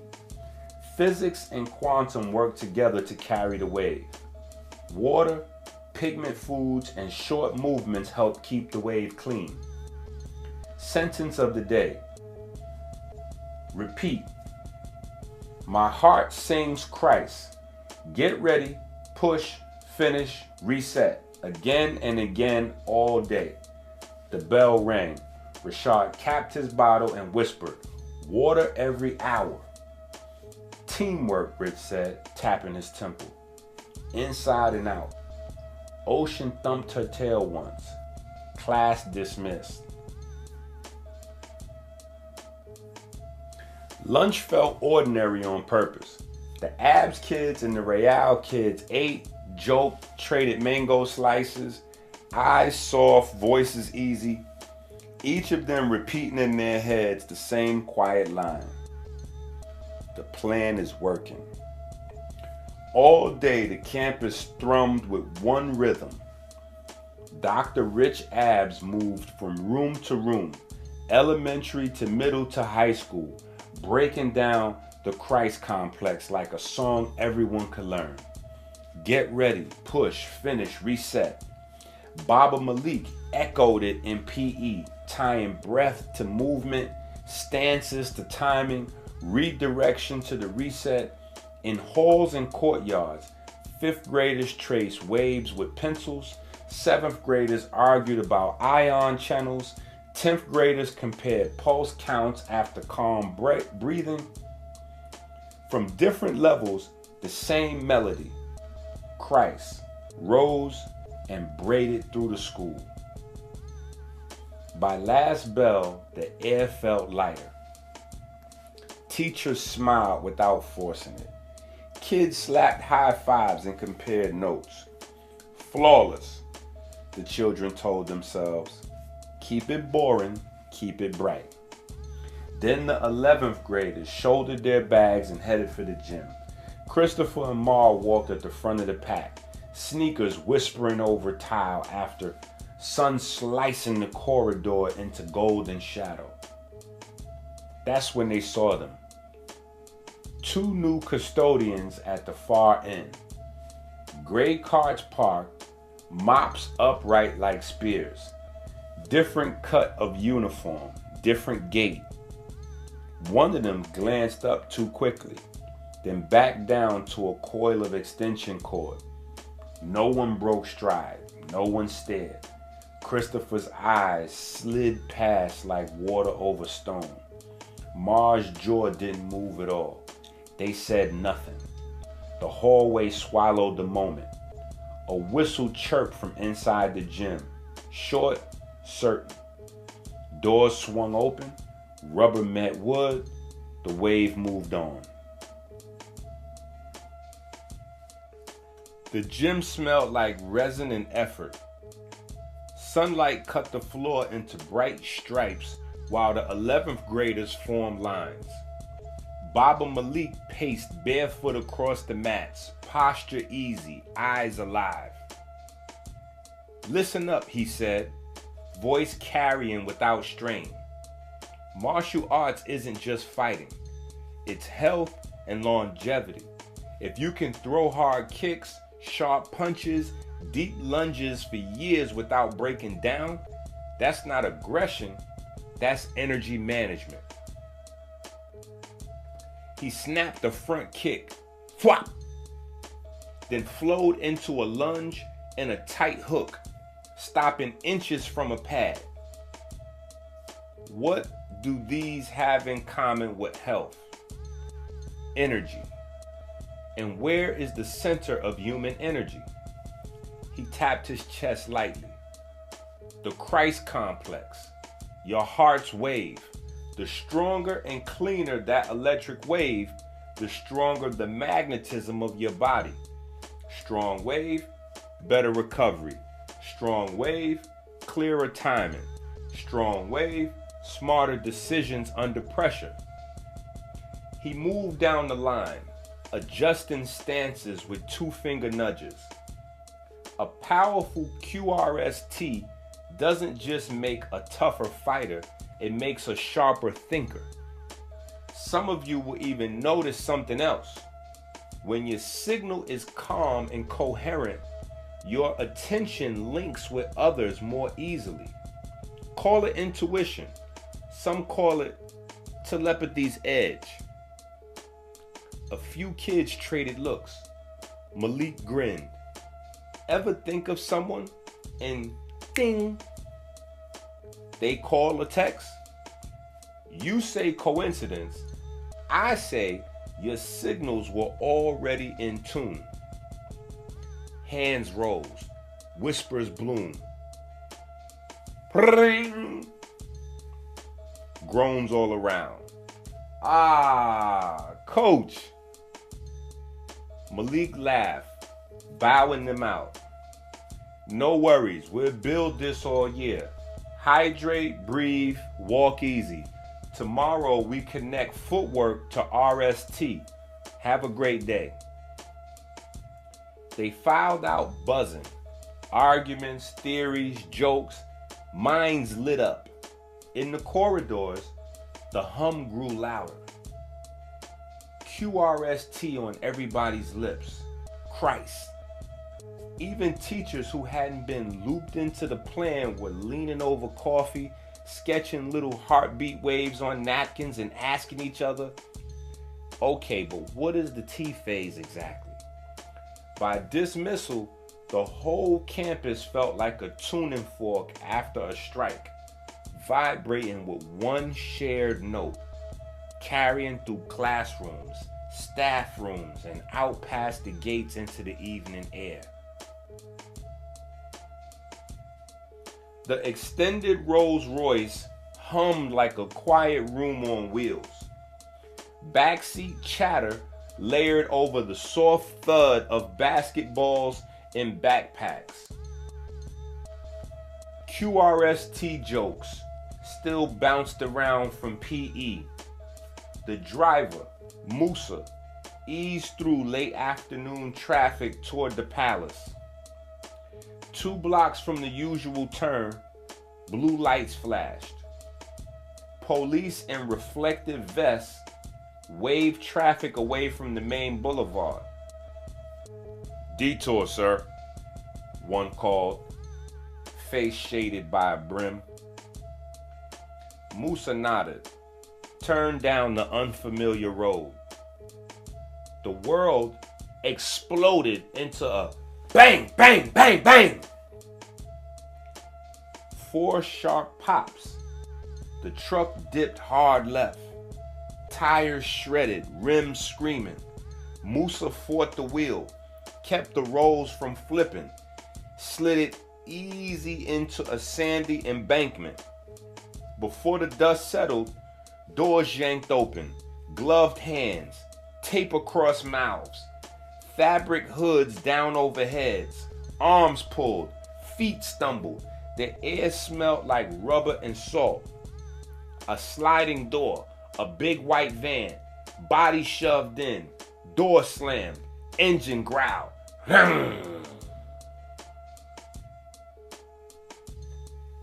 Palace Situation Room. The fountain in the courtyard kept whispering, but inside the study, everything was screens and breath. King Solomon, the Queen, Rich, Rahotep, and Malik leaned into a wall of live feeds.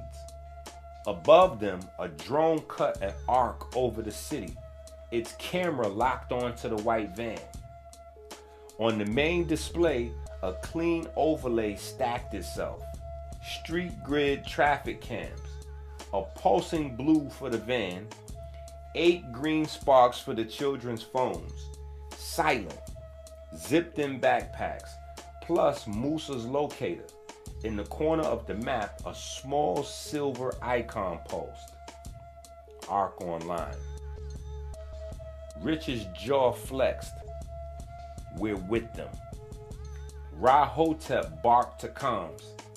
Teams Bravo and Delta, roll soft, unmarked only, no sirens. Malik's eyes tracked the route. They've planned this. They'll swap vehicles, kill cameras. Let them try, Solomon said, calm but iron. Arc. The speakers answered in a neutral tone. Target telematics, probing, cell mesh, attached, municipal grid, limited access. A new feed bloomed. Inside the van, a thermal smear of shapes, kids breathing calm and tight, 2 armed silhouettes in front, 1 shadow crouched by the door. Inside the van. Under the black hoods, the world was a heartbeat and a hum. Falcon pressed her shoulder to Kalinda's. Nadessa's fingers found Amor's palm. 2 squeezes. Their secret, I'm okay. Christopher's wrist brushed Mars. Steady pressure. 3 beats. The QRST breath count. Osiris felt his phone vibrate once, then twice. Then once again through the backpack against his ribs. Arc's code for we see you. He exhaled slow. QRST.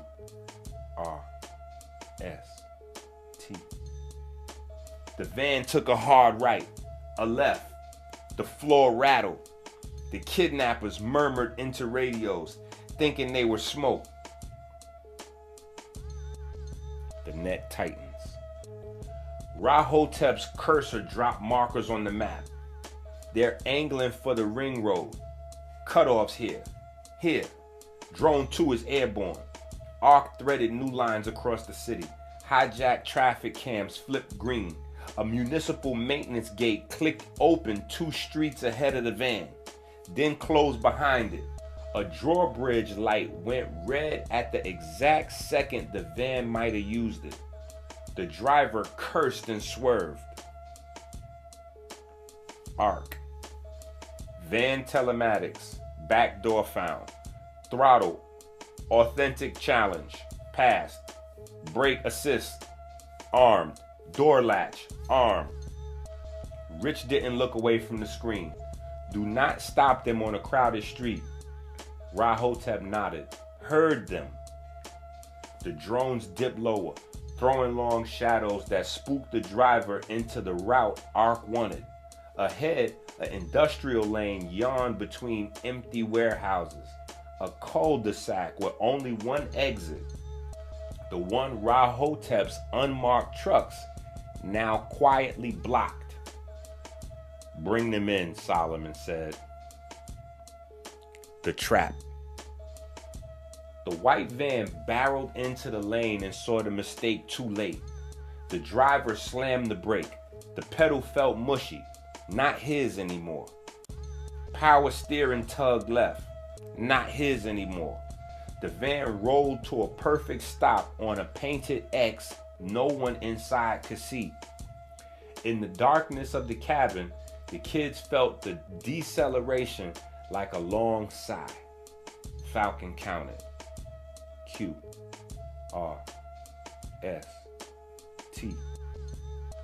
Outside, 4 unmarked trucks ghosted into place right in front, right on the back, left, right. No sirens, no light show. Overhead, the drone hovered, a silent star.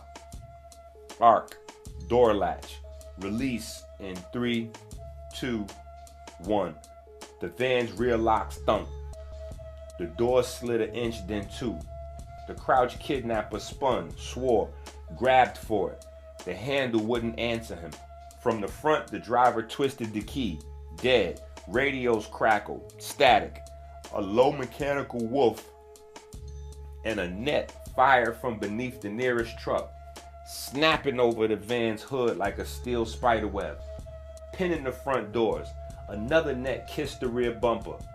Go, Rahotep said. His team moved. Fast, calm, clean. No shouting, no theater. Back door roll. Gloved hands reached in, not yanking, lifting. One by one, the children came out. Hoods peeled back to evening light. Tape eased free. Musa blinked hard tears. Sir, he started, then swallowed it. Osiris sucked one long inhale, blinked to clear the blur, and found Rich's face on a screen propped in a truck window. Live. Rich lifted 2 fingers. You okay? Osiris nodded. In the front cab, the 2 kidnappers looked at each other and finally understood. Their van had driven itself into a box. Their radios were ghosts. Their doors were glued to the air. They hadn't kidnapped the children. They'd been walked into a kidnapping of themselves. Rahotep stepped to the cab window and held up a badge to the glass, his expression almost sympathetic. It's over. The driver tried the lock again. It clicked once as if laughing. Back at the palace. The study exhaled as the feeds showed green across the board. Ocean, who had pressed herself to Rich's shin the whole time, finally lay down. Solomon folded his hands. Bring them home, quietly. No announcements. He looked to Rich. Tomorrow, we show the parents what we teach. We show them their children's waves. Rich nodded, eyes still on the screen where the kids were shaking out their hands, where Falcon hugged Chanel, where Mar and Christopher shared a look that said front door without words. On the wall, ARC's icon dimmed to a small, steady glow. Present, patient. Out in the lane, the drone rose. The trucks rolled, and the white van sat exactly where it had been told to stop. Wrapped in nets it had never seen, its kidnappers staring at the odd new fact of their own capture.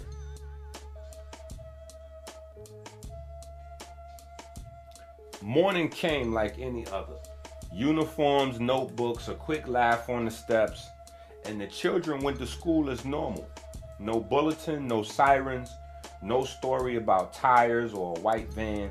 Somewhere beneath the palace, the would-be kidnappers sat in a stone-bright cell, staring at the odd new fact of their own capture. On campus, the only loud thing was the hum of lessons. Christ on blackboards, in poems, in footwork counts. Normal. Well, normal-ish. After school, the family gathered at the long-seated table. The king, queen, Dr. Rich, Baba Malik, Captain Rahotep, Tahuti and every child, Abs and Rayal, shoulder to shoulder. Ocean took her usual post under the table. ARC's small icon glowed on a tablet like a ready star. Solomon spoke first. History is a circle. When danger comes for knowledge, families answer with oath. His gaze moved around the ring. Are we agreed? Hands touched the wood, heads nodded. Christopher and Mar clasped wrists. Falcon and Kalinda exchanged a breath that felt like steel warming. Amor, Chanel, and Nadessa sat a little taller. Osiris slid a quiet look to Tahuti. Tahuti returned it with a sharp, certain nod of a kid who knows what a line means. They drew the plan in 4-seater strokes. Nothing theatrical, everything front door. Teach in the open. Lock the house. Tell the truth with receipts. Train, don't taunt. Teach in the open. Lock the house. Tell the truth with receipts. Train, don't taunt.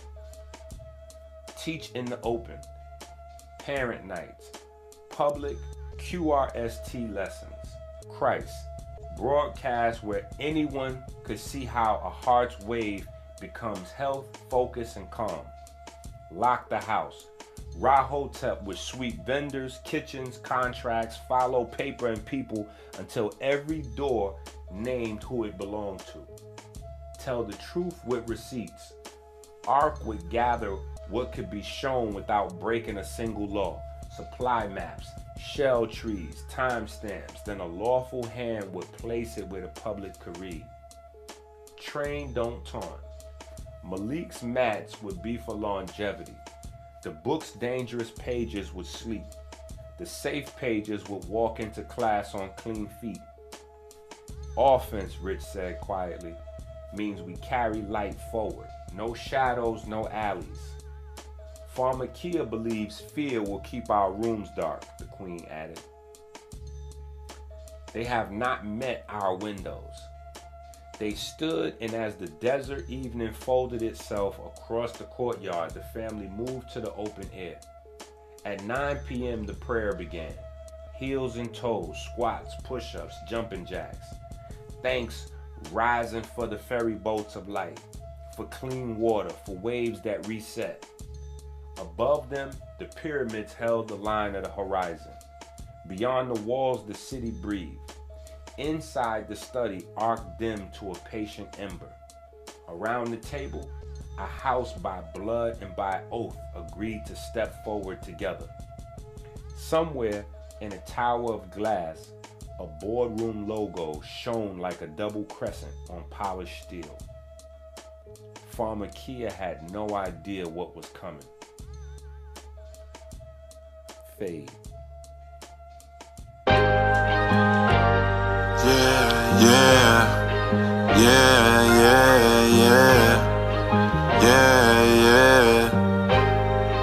Rise up. Rise up, get healthy, let the truth ignite. Dr. Inky, always bringing dark to light. CMOS in your system, make you feel so clean. Breathe, feel the inspiration, live out your dreams, please. 3 years deep, Dr. Inky in the fight. Healing souls with knowledge, bringing truth to the light. Held it down for Amber, but started small but bold. Now it's a community staple, the stories unfold. Diabetes reverse, for who? Inky got it on deck, the blood pressure dropping too. That high blood tame with his famous CMOS. Empowering the people and never counting the cost. July 10th, 2022, we'll never forget. Health revolution spark, the fire's burning, yeah. From a YouTube page to a global wave. Let's go. The knowledge and the power Dr. Inky could truly save. Watch our hearts awake, breathe, feel the movement's inspiration. Chains break, wisdom lights the way, standing ovation.